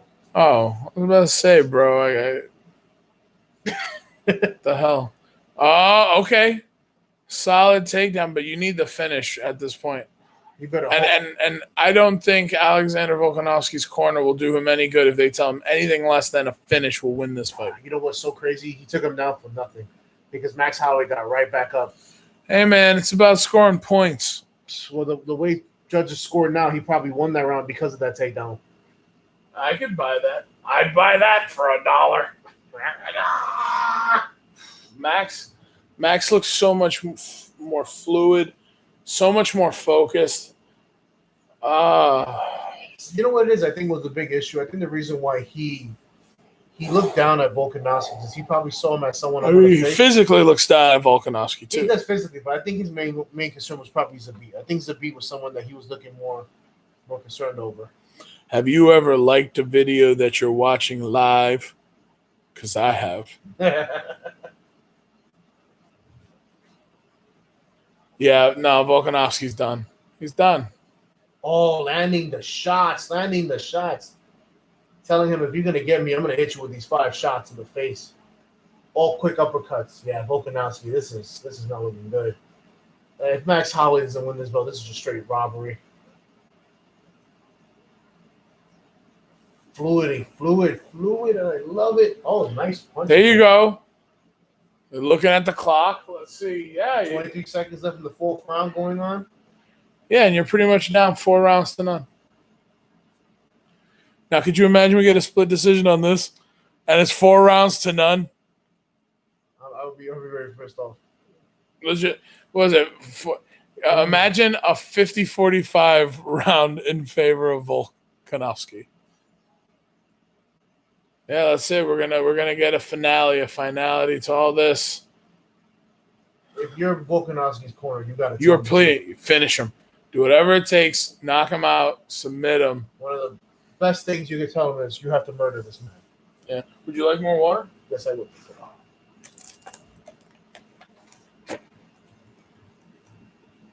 Gracias. De nada. Thank you. He has a sense of defeat, and Max Holloway knows 5 more minutes, and I get my belt back. I get my belt See, back. but here's the thing. It wasn't obvious as we were watching. Now they're deep breathing. Now they're just like, holding my breath for 5 rounds has not been helpful. All right, so the first 3 rounds, Max Holloway has outscored in landing towards Volkanovski. Volkanovski barely outlanded Max Holloway by 8. But will the judges see that enough to win a round? I don't think so. I think they'll still think that Max will win the whole fight.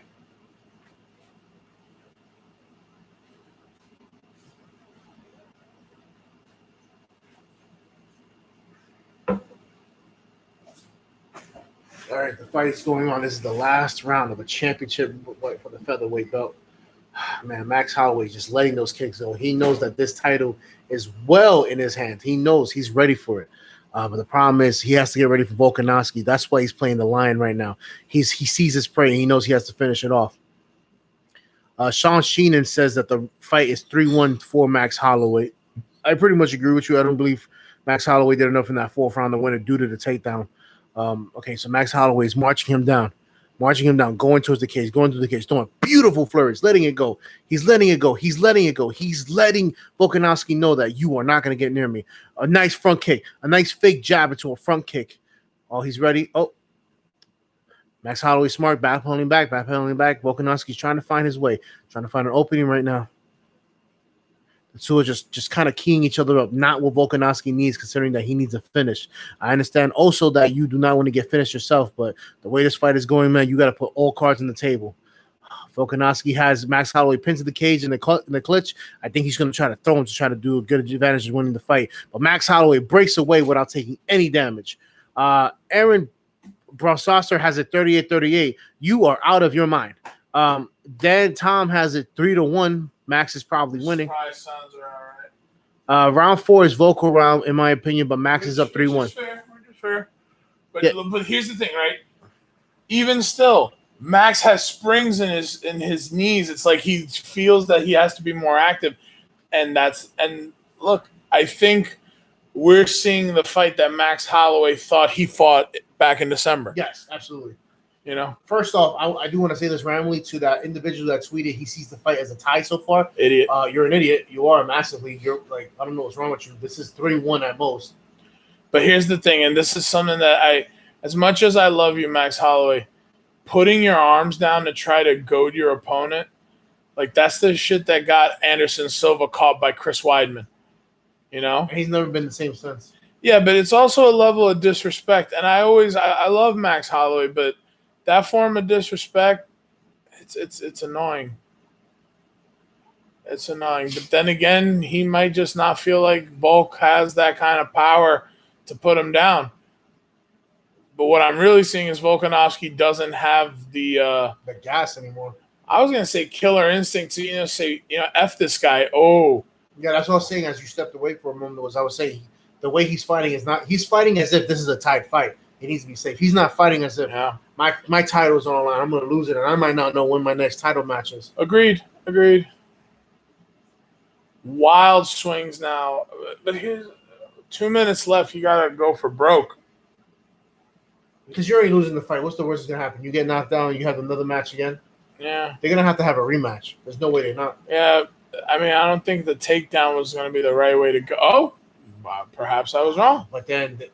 But the length for Max Holloway is going to be everything here. The problem is that people out there have it tied. What do you think? I'm fearful a judge might do the same thing. That would be robbery. Well, I think it also needs to come down to, can he take him back down? Because if you're just taking Max Holloway down, but you're not holding him down, you're not issuing damage, then what you're doing doesn't really count. Now, that was a nice flurry from Volkanovski. He also widened up Max's base with a nice kick.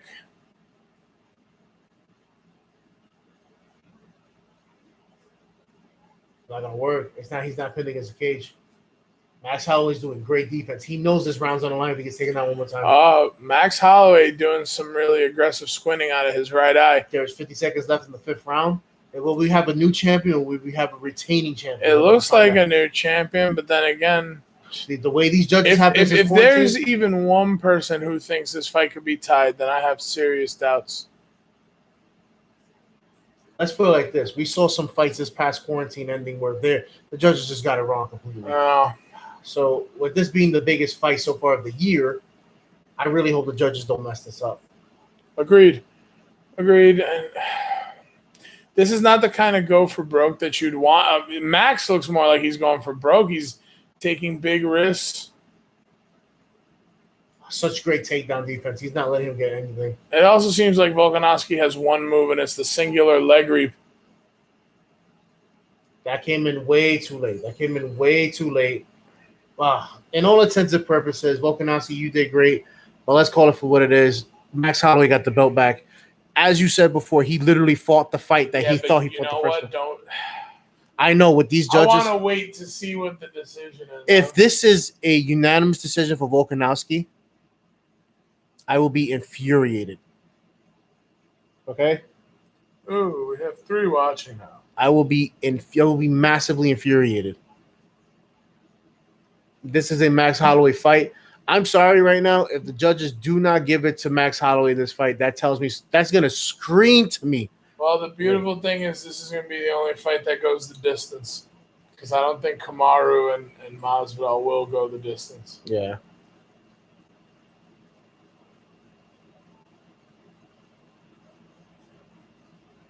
Yeah, that wasn't really a Volkanovski takedown. Oh, here we go in the metrics.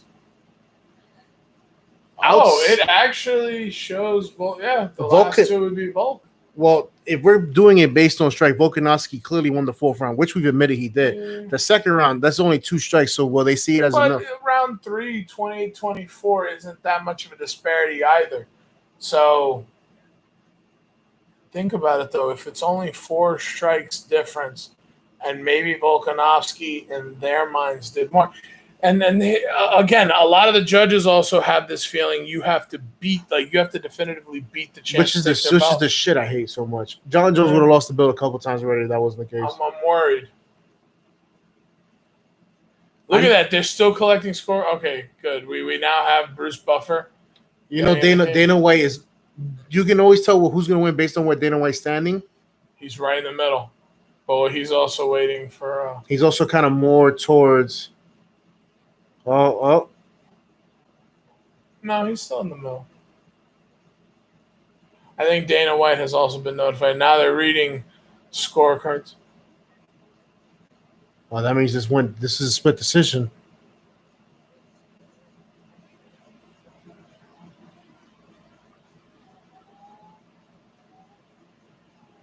What? Wow. What? Bullshit. Wow. Bullshit. Well, if I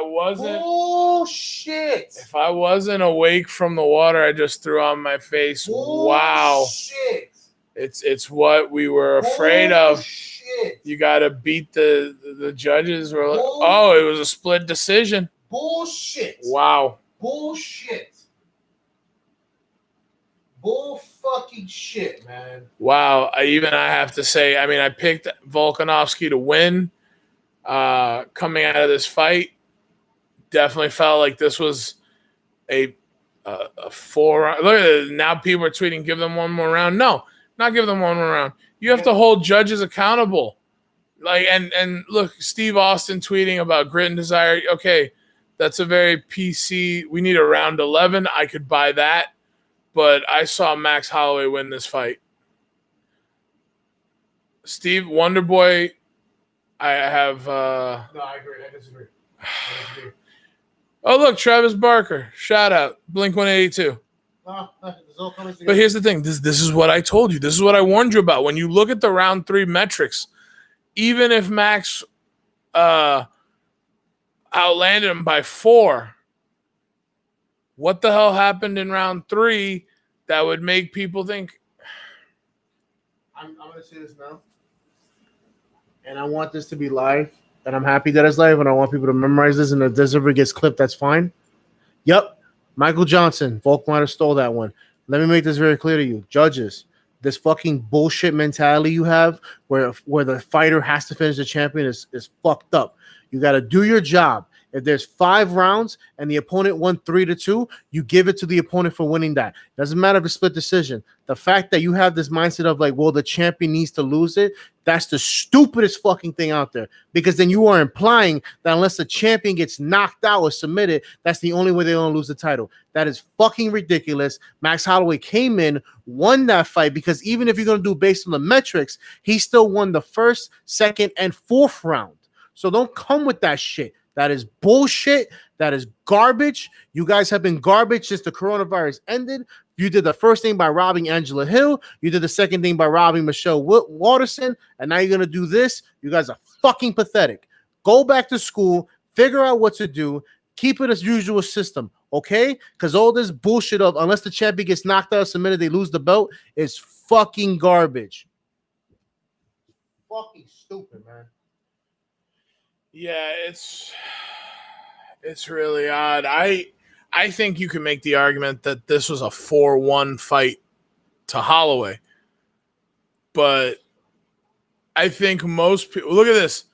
Derek Brunson, I had Holloway 3-2. I would assume most people would say that. Darwin James Jr., they stole that from Max, shaking my head. Oh, look, the NFL's commenting.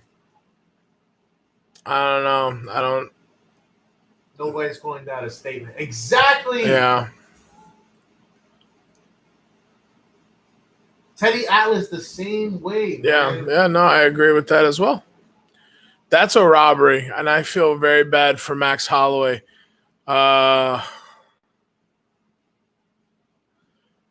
He was just two-piecing him the whole fight, too. That's stupid, man. You know what it is? If you don't want Max Holloway to win the title, if you don't want people to have these long title reigns, sort of the same way like Anderson Silva did and GSP did, just fucking say so. Just fucking say so. If you don't want another DJ, just tell these people, hey, look, guys, we only want you guys to have the title for most 6 matches, okay? This is fucking ridiculous. Because if you're going to go down the right way, Max Holloway won that fight. If you want to go down the right way, Tyron Woodley would have had the championship match against Kamaru Usman, even if he lost the way that he did. This is fucking ridiculous. Because then you know what my concern is? That means when Khabib Nurmagomedov gets 2 more title defenses and they're going to shaft him over, nah. This is ridiculous. This is so fucking bullshit. This is bullshit. I'm so mad right now. I'm not even kind. I'm fucking infuriated right now. Yeah, it's really hard to stomach. Not the kind of thing that you would expect, especially when there's a fighter who's so clearly winning. What are these judges' qualifications? I don't know. Honestly speaking, what does a fighter need to do to be the champion? I guess finish him. But that's not how it's supposed to be. I agree. But What? So what? So let me ask a question then. Not towards you, just to anyone. I just want an answer to this. Anyone that watches this now or later on, where the case is. Let me get this fucking straight. So a champion could be losing 4 rounds to 1, but because he lost 4 rounds to 1 because he didn't get finished, he wins the belt. Is that the understanding you have? What happened with Manny Pacquiao when he fought Bradley? Manny Pacquiao schooled him for 12 rounds. You ain't say nothing, right? What happened when Deontay Wilder got smoked by Tyson Fury the first fight? He gets 1 knockdown. He wins the fucking draw. All this, the champion. No. I don't want to hear that. I don't want to hear that, because if going to decision is going to be the problem, then from here on out, I'm going to start suggesting to fighters, start killing these champions you go up against.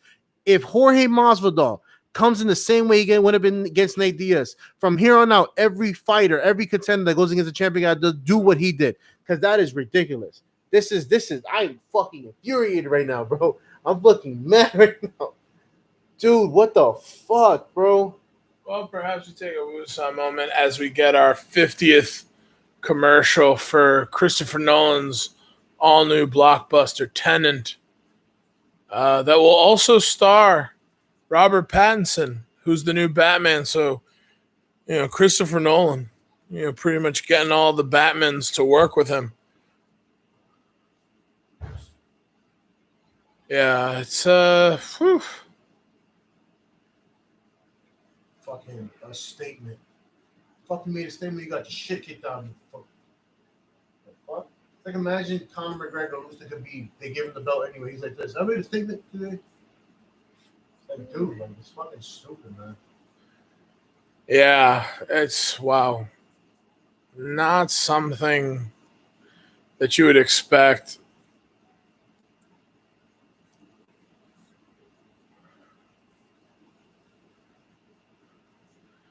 I'm also kind of tired of watching these trailers for the UFC video game. I'm fucking mad right I know you're mad. now. It's crazy they got Conor McGregor for the commercial, man. Nice chunk of pennies they just gave him. Yeah. The fun thing, though, is right now I'm 4-0 on my picks. I know you don't want to hear. No, it's fine. I'm not mad at you about that. It's just that's disgusting, man. I know some people's gonna sit here and say, "Oh, you're only mad because your guy lost." No, that was clearly a robbery. Plus, didn't you pick Volk to win? No, you picked I Max. picked Maxwell because I picked Maxwell in the first fight, but it's one of those things where it's like, if it was like 2-2, and the fifth round was like 50-50, I'd be like this. You know what? I'm not mad about that. Right. But this fight wasn't close. It wasn't close.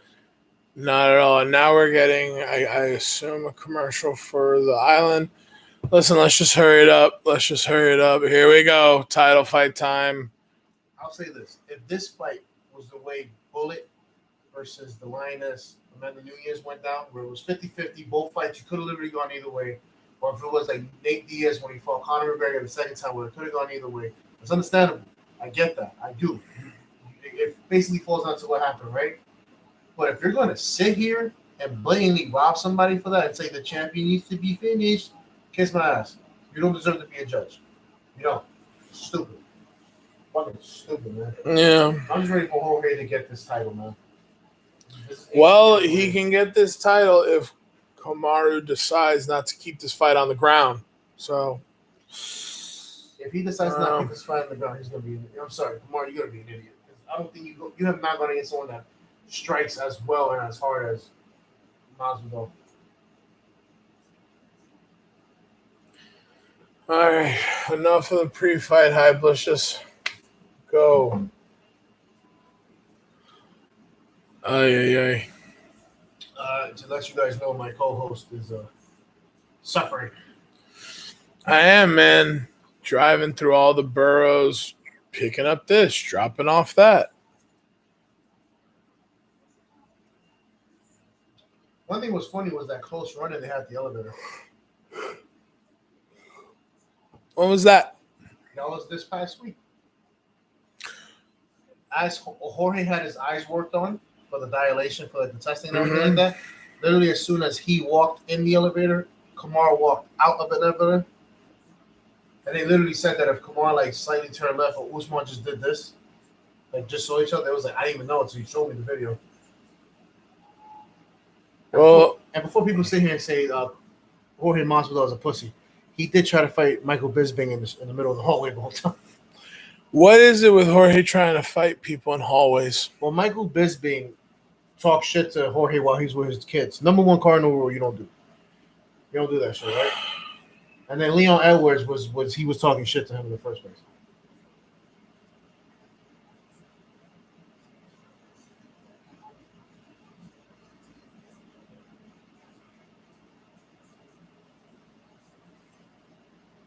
Just imagine if Jorge Masvidal learned how to finish in the beginning of his career, where he would be right now. I mean, I think a lot of men wonder where they would be if they could just finish anywhere. You know? And now they're showing, again, I think up until now that Usman versus Colby Covington is probably the best fight we've seen live together. Yeah. Thiago versus Jones is pretty close. Pretty close, but it still had that kind of sad narrative of, Thiago, both legs are kaput, as opposed to those, Covington and Usman. That fight literally went to the last few seconds of the fifth round. Yeah. I forgot Jorge had a fade at one point, huh? Yeah, man, he hasn't always had the facial hair. He hasn't always had the street Jesus hair. He had it before, then he just shaved it down for some reason. Correct, yeah. Now, here's the thing. One thing I noticed on ESPN.com this entire week, there was a great emphasis on Kamaru Usman's background and his relationship with his father. His father recently released from prison on charges relating to a scam. Yeah. And you got to wonder, does, the fact that his father's out of prison, how does it affect Kamaru Usman? Is it a distraction? Yeah. Or maybe more likely he wants to win now to give him his father his first live victory. I could see that, and here we go. There'll be a left belt in sight, which is very goes right there. Yeah, it's right there. The BMF brought the BMF belt. I've gotten 5 people to like my tweet that I posted 4 minutes ago about Max Holloway. I'm gonna like it myself because that's what gangsters do. And I'm gonna. Is it really? Are you telling me this entire time I haven't been a gangster? Not liking yourself? Jeez. You gotta love yourself. This is America. I'm going to put the best show ever, Game Bread. This is what it's all about. Giving up to the fans. Super pumped for the tonight. That's how The Rock sound when he is home in 9 out of 10 games. Eva Marie. The fact that Game Bread 5 took the fight 6-day notice is insane. Who else? Oil McBurney? Oh, who the hell's Oil McBurney? Oh, Carlos Carrera, the least famous man in the marriage of the Carrera family. Who's the Carrera family? The one, his wife is a fighter as well, if I'm not mistaken. Who's? Carlos Carrera. And who's that? A fighter, I'm assuming. I'm just messing with you. Of course I freaking know who that is. First off, huge credit to Jorge Masvidal. Coming in, having to cut 20 pounds in 6 days and just nailing it. And if you look at him, he looks long, lean, and shredded. Not shredded, but he looks lean and to be in great shape. Looks like he has very low body fat content, but then again, I could be wrong. Who knows? Oh, look at that. The longest active UFC knockout streak, 3. So they're counting Nate Diaz's loss as a knockout. No, that would be Cowboy, Darren Till, and Ben Askren. No. It says longest knockout streak, 3 fights. Jorge didn't fight Cowboy in the last 3 fights. In the last 3 fights, it would be Nate, it would be Askren, and it would be whoever came first, Till. Is that really how they're going to count it, though? Let's see how they got it. Yeah, they got it as a TKO. Well, then the UFC is just playing hot and loose with how they put up stats. You know what it was? He beat Donald Cerrone by knockout, but then he lost to Damian Maia and Stephen Thompson before he ended up beating Darren Till. Come on, Marty. Let's put the women and children to bed. Namely me. Oh, my legs. I ain't got no legs, man.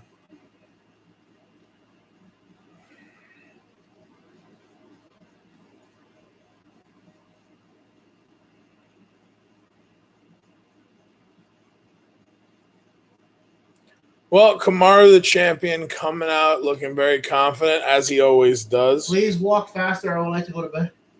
Sure. This fight might end early because it's 1 o'clock. So it won't end at 2. But damn it, Bruce Buffer's going to do his old singing stitch.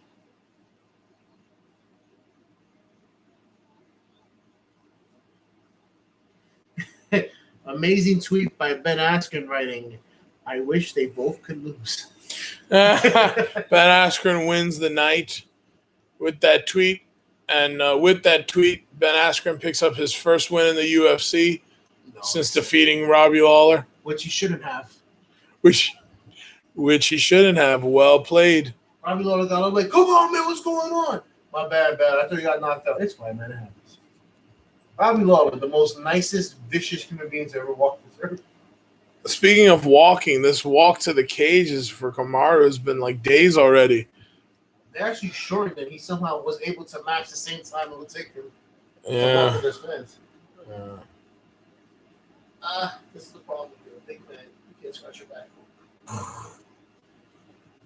Yeah, that's true. Now Kamaru's coming in with some fighter mustache here, so that's encouraging.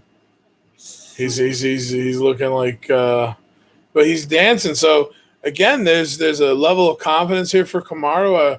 Perhaps he doesn't sweat Jorge in the way that certain people would. Amazing flops by Kamaru Usman. Love the UFC brand, aka Reeboks. Which is only the UFC brand until 2021, because then we get Venom. If it's not with Tom Hardy in the first commercial, I'll be upset. I know they have nothing to do with each other. I'm just saying. So, bro, this mouthpiece don't fit me. What the fuck, man? Give me another one. It doesn't have the saline in it like I want it to.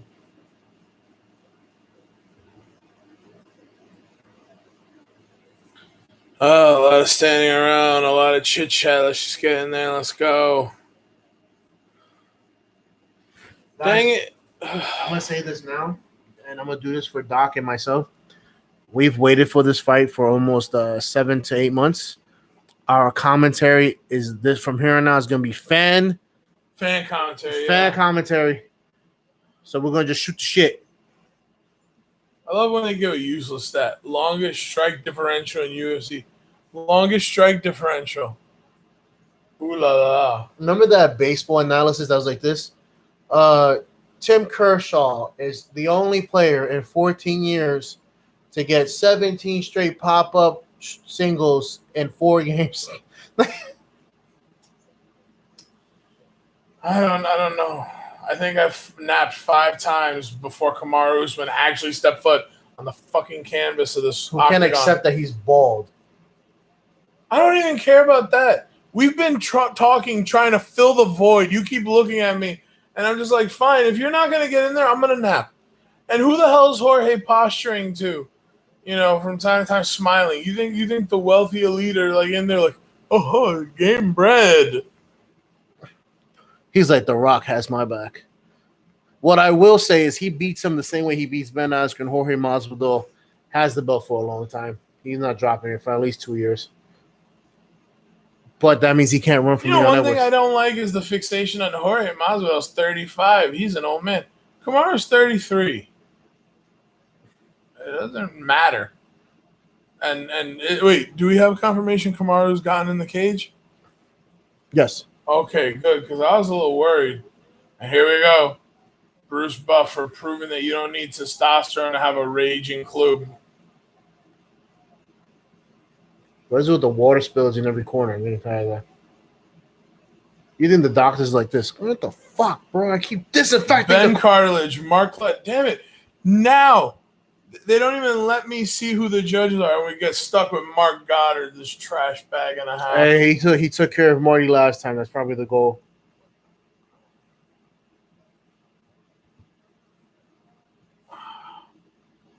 There we go. Some neck cracking action. And Bruce Buffer, again, proving that you do not need testosterone or cocaine to be as good at that job as you possibly can be. Okay, I get it. Yes. Yeah, you know what, Jorge? End this the way you ended Askren. Evander Holyfield, with his one good ear, writes, excited to see this battle. Yasiel Puig, right? Let's go. Wait a minute, is he still in baseball? Most likely. I've waited all night. You didn't really read that. Real fights are better fights. I guess because of Gilbert Burns. Adrian Peterson tweeted out, I've waited all night for UFC 251. So the UFC is pretty much, their account is like, what did people write 5 hours ago? Let's go, Game Bread. Let's do this. Who has a blue check mark? That's nice. A blue check mark. Okay. What are you trying to call down, Don't? Hey, wealthy guys, stand up for me. All right, you're making this too much of a show, man. Just go out there. Oh, actually, I got that. He should be like, I'm going to hit you with Bone Thugs and Harmony. Just think about that. My favorite thing that he does in interviews, he goes, how do you throw you with your knees? He goes, Aye. And here's the champ looking calm, cool, collected, just getting a bounce on. 250 favorite. He's the champion. This is either going to, the way these fucking judges do championships, I'm kind of concerned now. The bettors have nothing to do with the judges. I know, but I'm saying like, the judges are probably trying to fuck the bettors. Yeah. Like, you know what this fight needs? People losing money. All right, what's the point of walking up? Or he doesn't care. Oh, my God, I got terrified. Francis and Ngannou start tweeting. It's like that right arm's just going to come out of the phone. He's not Kobe. He won't do the same position as you. No, that's even better. He's doing the Ben Askren. Jorge's just like, yeah, I could do this. He's probably looking at him like this. I will take you down in every way. Again, he's legitimately like ready. Both guys look comfortable.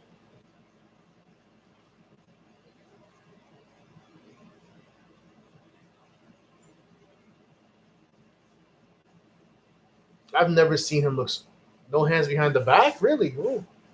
Okay. Oh, leg kicks from Masvidal. And now I'm wide awake with a raging clue. Ooh, just kicks. He is giving it to him. But you see, here's the thing, though. Usman looks like he's ready. And we got our first takedown. But okay, great on Masvidal to start going with the strikes. Usman perhaps laying in prey. Do you think one of the early kicks may have gotten Usman uncomfortable? Of course, absolutely. Yeah. Right now, I just see Usman just trying to catch his breath. That's the whole point of this right now. The problem is him coming from ATT. All he does is go against grounders. So I'm pretty sure Jorge might feel at home right now. That's true. Could you imagine? I mean, it's not going to happen, but could you imagine we get some revelation that Kobe Covington was like training with him? I'm gonna get you ready. Oh, imagine if he wins, right? And then Kobe's like this. Oh, yep. Ooh, there you go. Up kick. And those are landing too. Those are even on the chest. He's not Nate Diaz, but he's gonna. But you can't advance that position, Kamaru. Like even if you hold him there, you're not going to advance it. Jorge's laughing right now. You know he's laughing. He's it is because it does nothing. He's like, I'm about to. Like he has a. Oh well, is he going for a guillotine? He's not going to. Now we're back to the stand-up. Can I say that even with the takedown, he's losing this round, even with the fucking tapes. Jorge in the southpaw. Now he goes back to the traditional. Ooh, Jorge went for an all or nothing overhand right. If we get a Max Holloway like situation where Jorge just tees up on him, or he loses because Usman gets like 10 takedowns, I'll be pissed. Yeah, that would be a pro wrestling set of judges. Oh, knees. Okay. Usman's making a mistake and trying to strike body shots. Making a mistake. Don't strike with him. But then again, Usman has shown he has good power, so. But you're fighting someone that doesn't get knocked out. I agree, but there's always a first time for everything. Now Usman trying to get a single leg, now gets a body lock. But this is where Nate Diaz put him in, and he cut him real good. We have guys with hook. Usman trying to get his hooks in. Again, going for another single leg. I guess he's gonna get this takedown. Well, maybe not. It would be hilarious if Jorge wins by submission. I'm just throwing that out there now. It would be hilarious, but it also wouldn't be a shock because Jorge has won by submission before. Yeah. Trying to go for the counter with the shoulder shrugs by Usman. But Usman, I think he realizes that when it comes to striking, this is a whole different level. Yeah. Beautiful elbow from Jorge. And, that's the thing is Usman, he was willing to trade and allow Jorge to hit him with an elbow so that he could get a couple of gentle body shots in. He's now going. Now we're seeing foot stomps, knees to the other knees. This is the dirty fighting that made UFC classic in the 2000s, pioneered by guys like Randy Couture. Good insight from Jorge. Okay, Jorge. Yeah. Now we have some separation. Both men returning to the stand-up. Jorge's bleeding on the left eye. We have some blood now out of the challenger. Perhaps Kamaru feeling pretty high on himself. But Jorge's swinging for the fences pretty much. Ooh. I don't know if that was just contact to head-to-head contact. I think it was just contact, yeah. But yeah, he's trying to go for the knockout, Jorge. He needs to fight him the same way he fight Nate Diaz and be a little bit slower. Don't be gassed already, Jorge. Damn, 6 days notice though. This is gonna be a big problem. It is gonna be a big problem, but okay, there was a good jab. Without even having a full fight camp, he looks way more polished as a striker than Usman. See, but here's the thing. Usman's just throwing his head completely down and flailing arms. Jorge needs to find some way to exploit that when that head goes down, the knee goes up.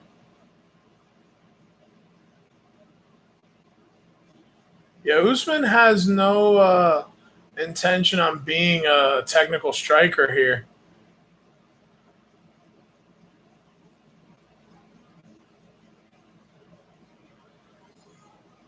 All right, that's a pretty close fight, close round. I think they'd give it to the champ based on the takedown alone. Jorge was giving it to him, honestly. But this whole taking their time, they said, "Oh, they're not doing that. They're doing the standing approach."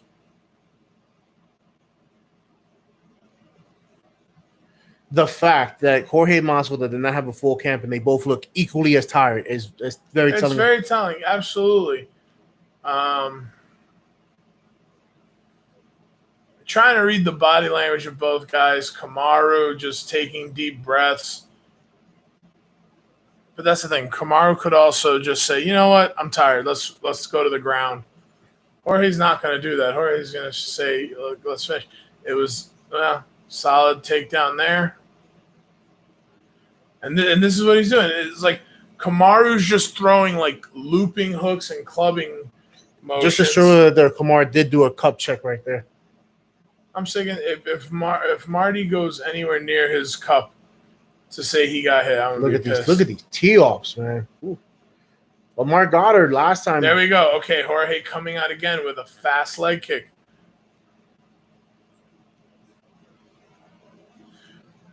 Now, Kamaru going to southpaw. Does that mean, and he goes now for a single leg takedown. Jorge's trying to fight it. Not successful on Usman's part.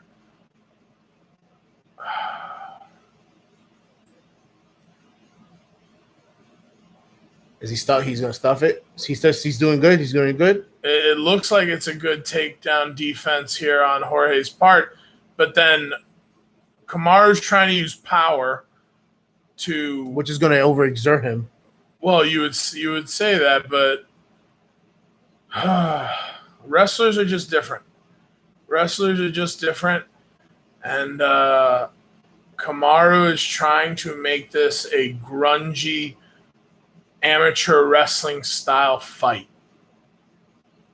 And this is definitely one of those things you can't criticize the champion for trying to do whatever it takes to hold the belt, but it definitely does not lend itself to the kind of pace that everyone was hoping for out of this fight. Look, Kamaru Usman, if he plans on winning like this and does, this is not something where you can sit here and say, I made a statement, I proved him wrong. No. 6 days notice, he made you do what a lot of champions who wrestle are forced to do, just hold you against the cage because you know what's going to happen. You know that the moment Jorge Masvidal gets out, he's going to tee you up. It wouldn't even shock me if they end up giving Jorge another rematch because it's going to be like, we got to give you a full camp. I can see that. Oh, nice elbow out of Jorge. Oh.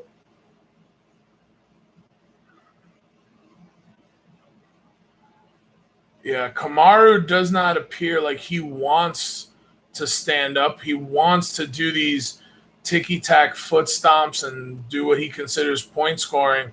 Perhaps try to make Jorge desperate in later rounds. But,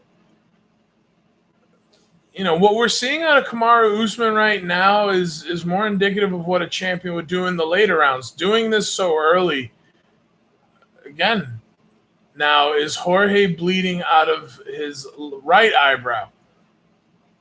Does Kamaru have just this magic power to just cut people?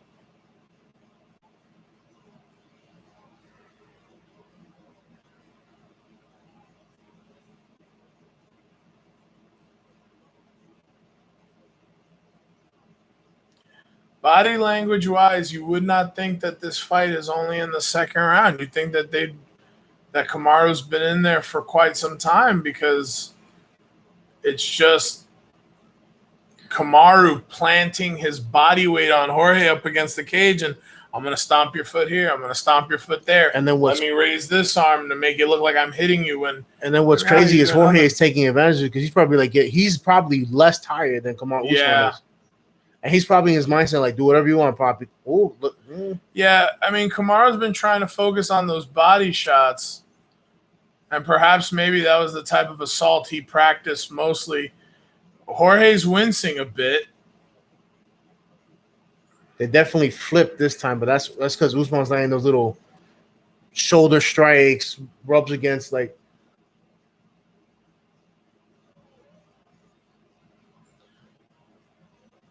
You don't want to get too close to that knee, man. He will fuck you up with that.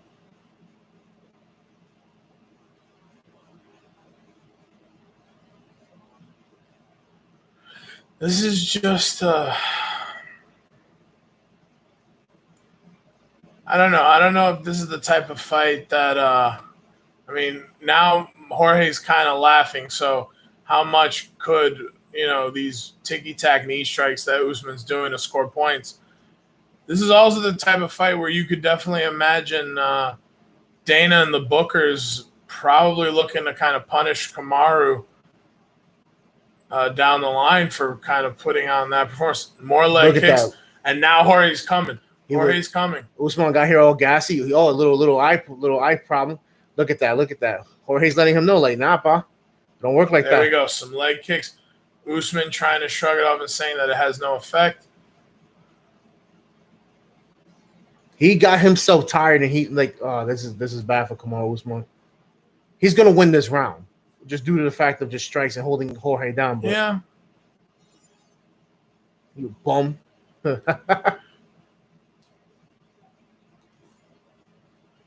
The shit Jorge will say if he wins this fight. Oh, that's definite headbutt. That's what cut Jorge earlier on. So it's not like Kamaru did anything to really open up the wound. It was more just a headbutt. And that's the thing. That's what you can get away with when you're in a dirty clinch. You also have to question, why isn't Goddard breaking this up? I don't know what is it with wrestlers, but he never does anything. He always like does looking like me in the clinch. That's John Jones right in that. John Jones, I thought you weren't in the UFC anymore because they weren't paying you. You should probably stop talking about it. I bet you that if Jorge lands one accidental headbutt, Goddard's going to get all over that and stop it. How dare you? I bet you Goddard's going to pull that bit of Vaseline off his eye.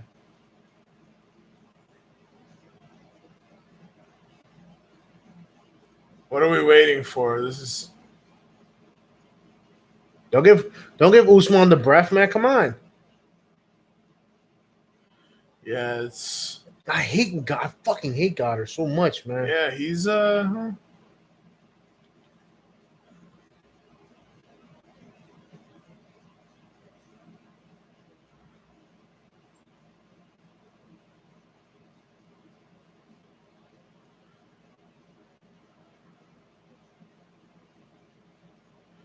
There are moments where Kamaru leaves his left rib cage wide open, where a kick right there looks. Oh, and Jorge was seeing what I was seeing. Jorge lands. Jorge's laughing here, and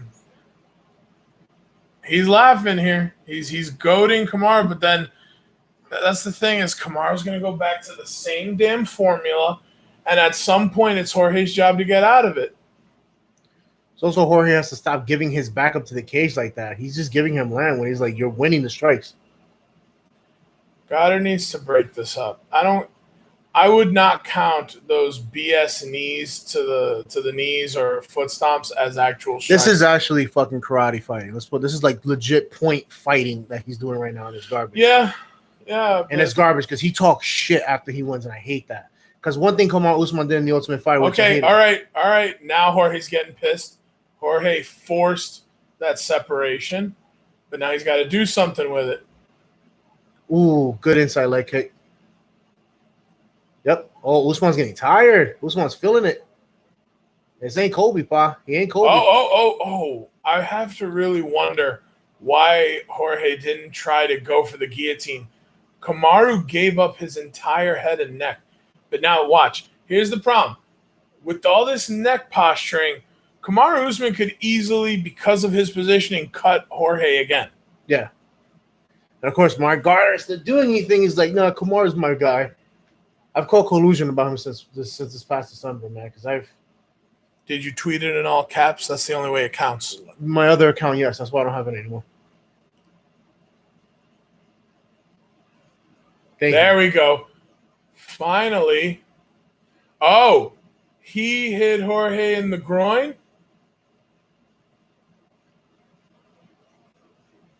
Yeah, how do you like it, Marty? How do you like it? How do you like it? You did it to Kobe now. But you know what this means? This gives Jorge the chance to breathe. He punched him. Wait, hold on. I don't know. I'm not going to say it didn't happen. I'm just saying from the angle I saw, I didn't see much. But I think this is Goddard making up for what happened with the Kobe situation.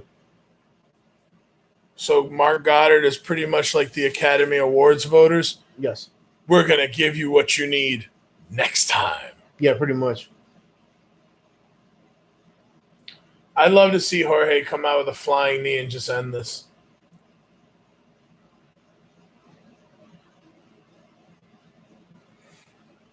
Take all the time you need, pa. Yeah, because Kamaru Usman. Exactly. Kamaru would take it. Here we go. Here's a good angle. He shook the cup, as Joe Rogan said last That's time. true. If you shake the cup, if there's cup movement, if your cup floweth over. Jorge got a little more spring. He's ready. He's like, oh, I got more air. Jorge, look, it's sharp. He's dancing. Although when he dances, is a bad sign for Kamaru. The only bad sign I want for Kamaru Usman is to actually be on the floor.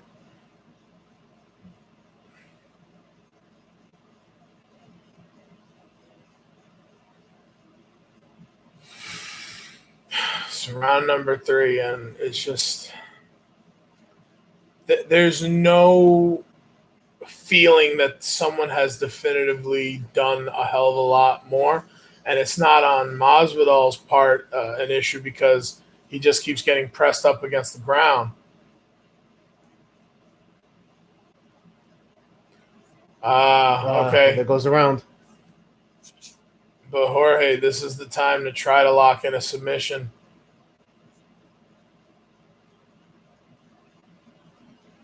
I don't know what the hell Kamaru Usman is trying to punch. I get going for the full body lock to secure an even better takedown. All right, now Masvidal gets the hooks in. Now, again, okay, and if this was Marty's game plan all along to score on points and takedowns, then that's what you're going to do.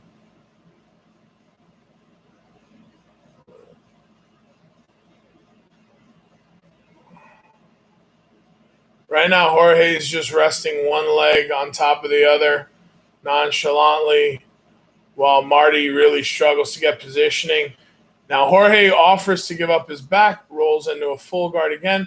Kamaru actually gets a successful elbow shot. This is actually where Jorge might do good because he's like, I get to hold you down for a bit, get my breath. But again, how much breath is Jorge going to need? At some point, Jorge needs to put this fight away on his part. Otherwise, he's going to lose because this is approaching the end of the 3rd round, and you'd have to say, based on takedowns alone, Kamaru Usman has won the first 3 rounds. I don't know what the hell Mark Goddard is saying, what to reprimand, unless he's telling Usman, hey, advance your position or I'm going to break this up.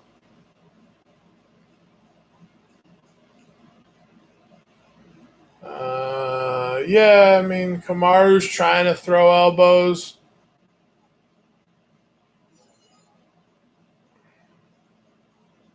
Now, Kamaru's getting a tad bit cocky.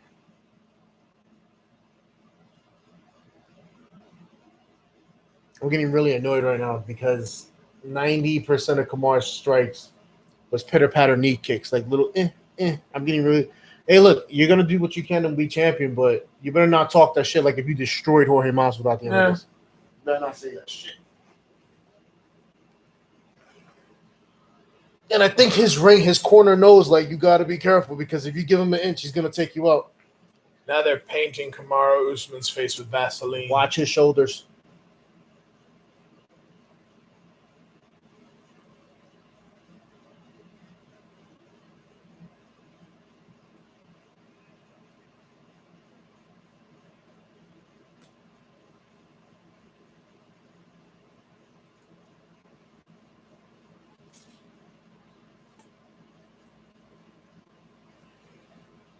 I do want to applaud the UFC for all these extra precautions in terms of keeping things clean and sterile. I think they're doing a great job of that.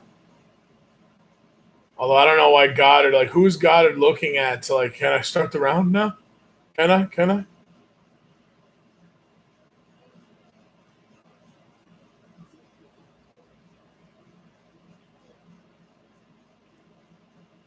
Oh, my God, Marty.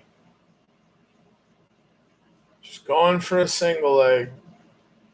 Interesting thing, though, is Jorge had some elbow control. Now he's lost it.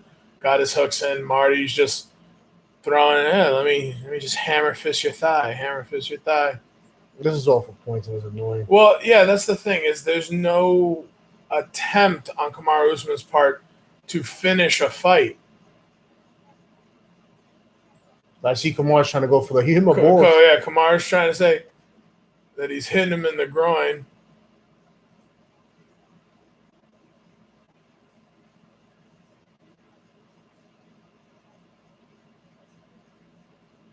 Oh my God.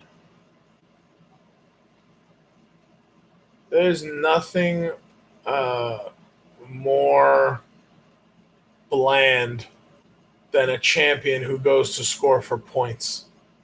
I could get a champion who is unable to finish a guy and just keeps trying to attack and attack and attack. But point scoring, I'm gonna get the guillotine. Get the guillotine. For some reason, Jorge's not looking to keep that as a threat option here. Don't know why. Perhaps he might be considering saving it as a last ditch effort, but he's gonna try to slam him right now. Yeah.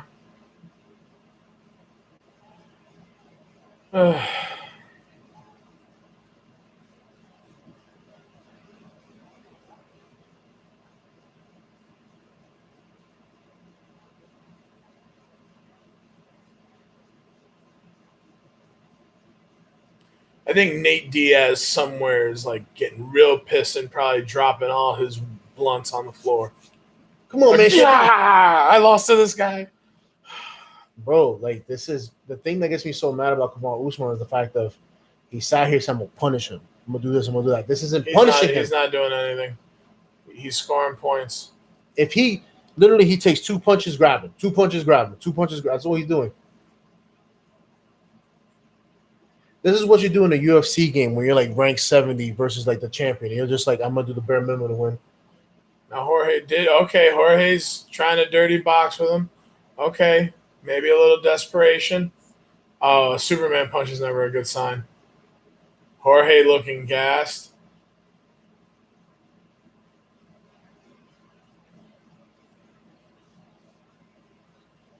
Spinning back fist attempt, unsuccessful.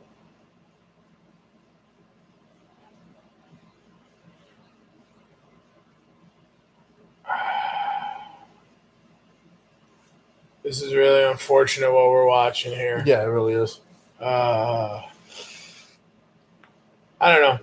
It's just that general feeling like the contact and then the pace and the aggression that we saw in the Jessica Andrade Rose Namajunas fight is what we actually should have seen in this fight. But we didn't get that. And I don't know. With a little over a minute left, going into the 5th, it'll look like Kamaru Usman has a 4-round lead and back against the fence. You know, since there's no actual rule that you can't just break stuff up, I would almost say, like, I would probably be that ref the minute somebody holds somebody up against the cage for like more than 10 seconds. I'm like, all right, break it up. There's one ref that now he's with the PFL that literally he just this. Like, this is, we're not doing clinch fights. And they're like, what, you can't separate. He's like, yes, I can. You're supposed to fight. You're going to fight. He's like a huge anti-wrestler ref. I'm good with that. But now we're getting some clinch control time stats. It's looking like Kamaru has been working the clinch for almost 9 minutes. Which is... I'm sorry. If Jorge Masvidal, whoever he faces next, wins, he has to fight Usman again. And this time get a legit camp, not some like 6 days notice type of shit. I know Jorge agreed to it. That's fine and dandy. But this is ridiculous. This whole like clinch this, clinch that. And then you know Usman's gonna sit here and say, I dominated you. I just don't get how Kamaru is smiling. Yes. Like, you're not doing anything that's dominant. You're doing effective work.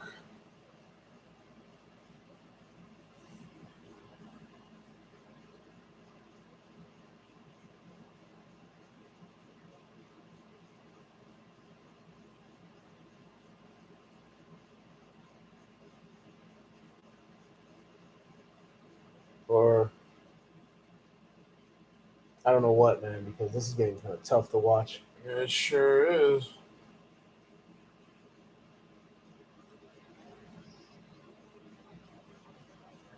All right, it's the 5th round. So either you see when Amanda Nunes did this, she was trying her best against the Randomie and only did it when she was in danger. He's literally doing 2 shots, hugging, getting the Randomie on the ground, doing ground and pound. This is fucking garbage, man. You take it too long, gotta just start it up. All right, the round started. Jorge's throwing a little fadeaway jab. I don't know for what. I think he knows what's gonna happen. Jorge's gonna go shoot for a second. Jorge's gonna land one body shot, and then Usman's gonna go for a shoot.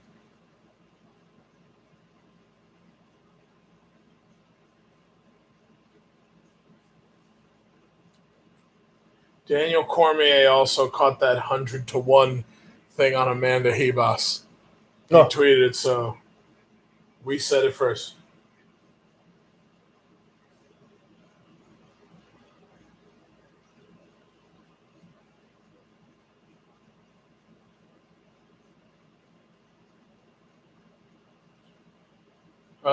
It's almost good that we don't have the commentary on because this is pretty. This is fucking lackluster. This is disappointing. That first off, look, let me make this very clear. I mean, at this point though, I'd be yelling at freaking Jorge to grab the neck and ay.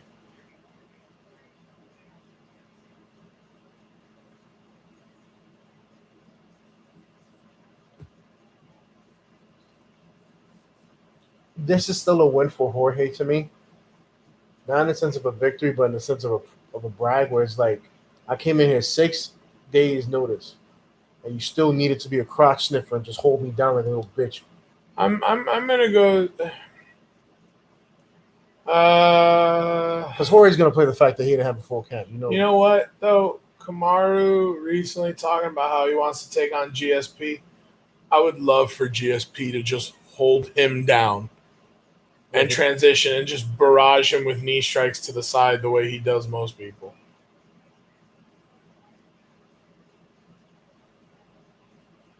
This is okay. So here's the funny thing, right? There's no such thing as a moral victory, but this is actually playing into what most people are going to talk about on the sports media circuit. How this champion didn't come to fight. Look at it, he just laid down and this and that, and the fight doesn't live up to it, and this is exactly because they know what Jorge's about. Jorge wants to finish. But they also know that Jorge says the same thing. He's like, what you can do, crotch sniffer, hold me down and not fight? He kind of eggs you on and try to fight you. Because he knows he can outstrike almost anyone in the welterweight division. Mark Goddard, you have bigger things to deal with. If Jorge can flip this to a heel hook and win, I'll be happy. Oh, he's trying. He wanted it. Could you imagine if that's the one submission Jorge actually knew was a heel hook? Yeah. And this is where the refs got to break this up. You can't let him lay down on Jorge. There's 2 minutes left. You want to know something crazy about this? Is Usman is a super wrestler, and Jorge is doing a hell of a job for someone that's considered just a striker. Yeah, to not let the super wrestler advance. I agree. He's really his wrestling is. You can tell his whole purpose is to not get submitted and actually do what he got to do. Does he have something locked? No, he's got nothing, but Jorge's deep belly breathing. They both are, so this.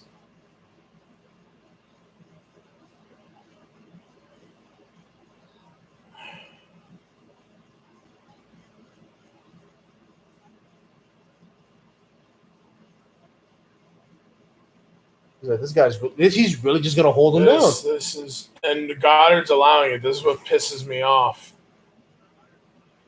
What are you doing?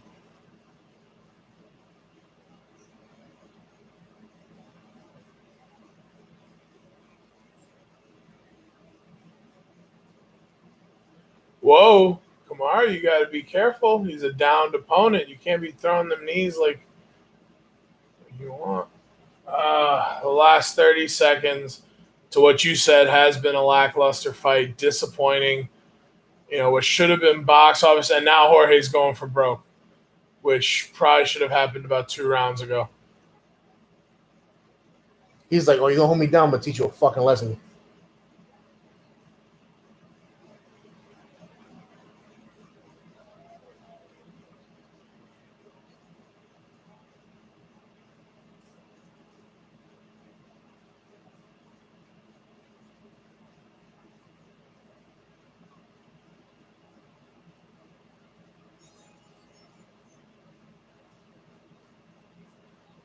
So you're still a bitch.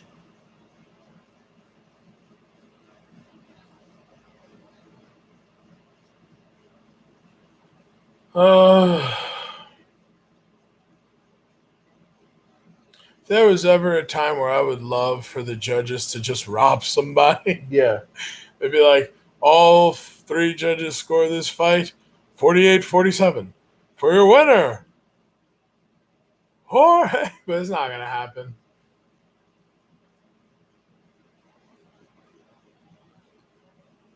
I wonder how Usman's going to feel knowing Jorge got paid way more than him for this. Is that the real victory? Well, I think so. I don't know. This is not what you want out of your main event, the thing that you've been hyping up the most. Actually, if you look at it, the co-main and the main did not deliver in 2 very different ways, because we should be talking about Max Holloway. You know, he got his loss, defended it, and he came out. No, we're having to talk about how, look, as much as I love Volkanovski, it just doesn't feel right. It doesn't sit well. He did not win that fight by any stretch of the imagination. This is definitely a card I actually want to see what Dana says, where he sits here. I want him to talk about the Max Holloway situation. I want him to cover that, because there's no way I don't see it. It doesn't make sense to me that Max will lost the way he did. I'm gonna say my fight of the night. Now they might give it to Jan and Aldo. Yeah, they might. I would give it to Rose and Andrade.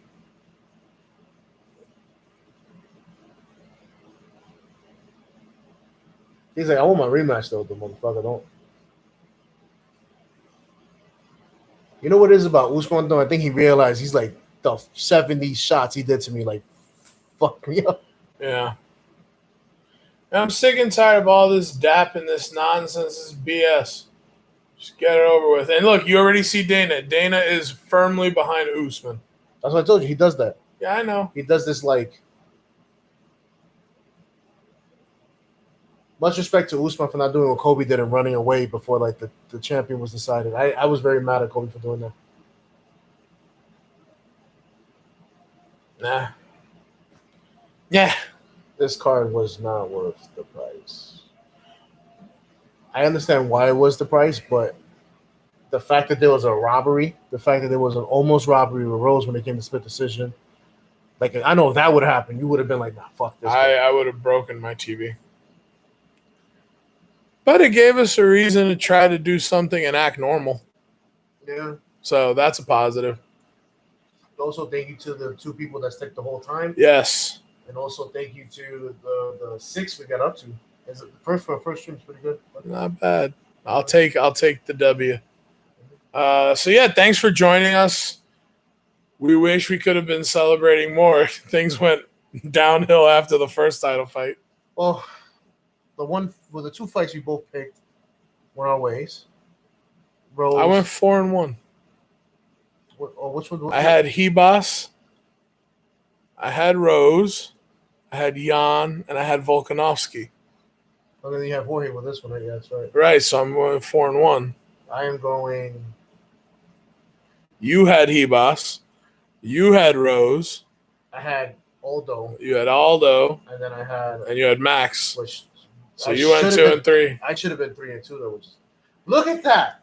He only landed 88 strikes, and those 88 did more than that 263.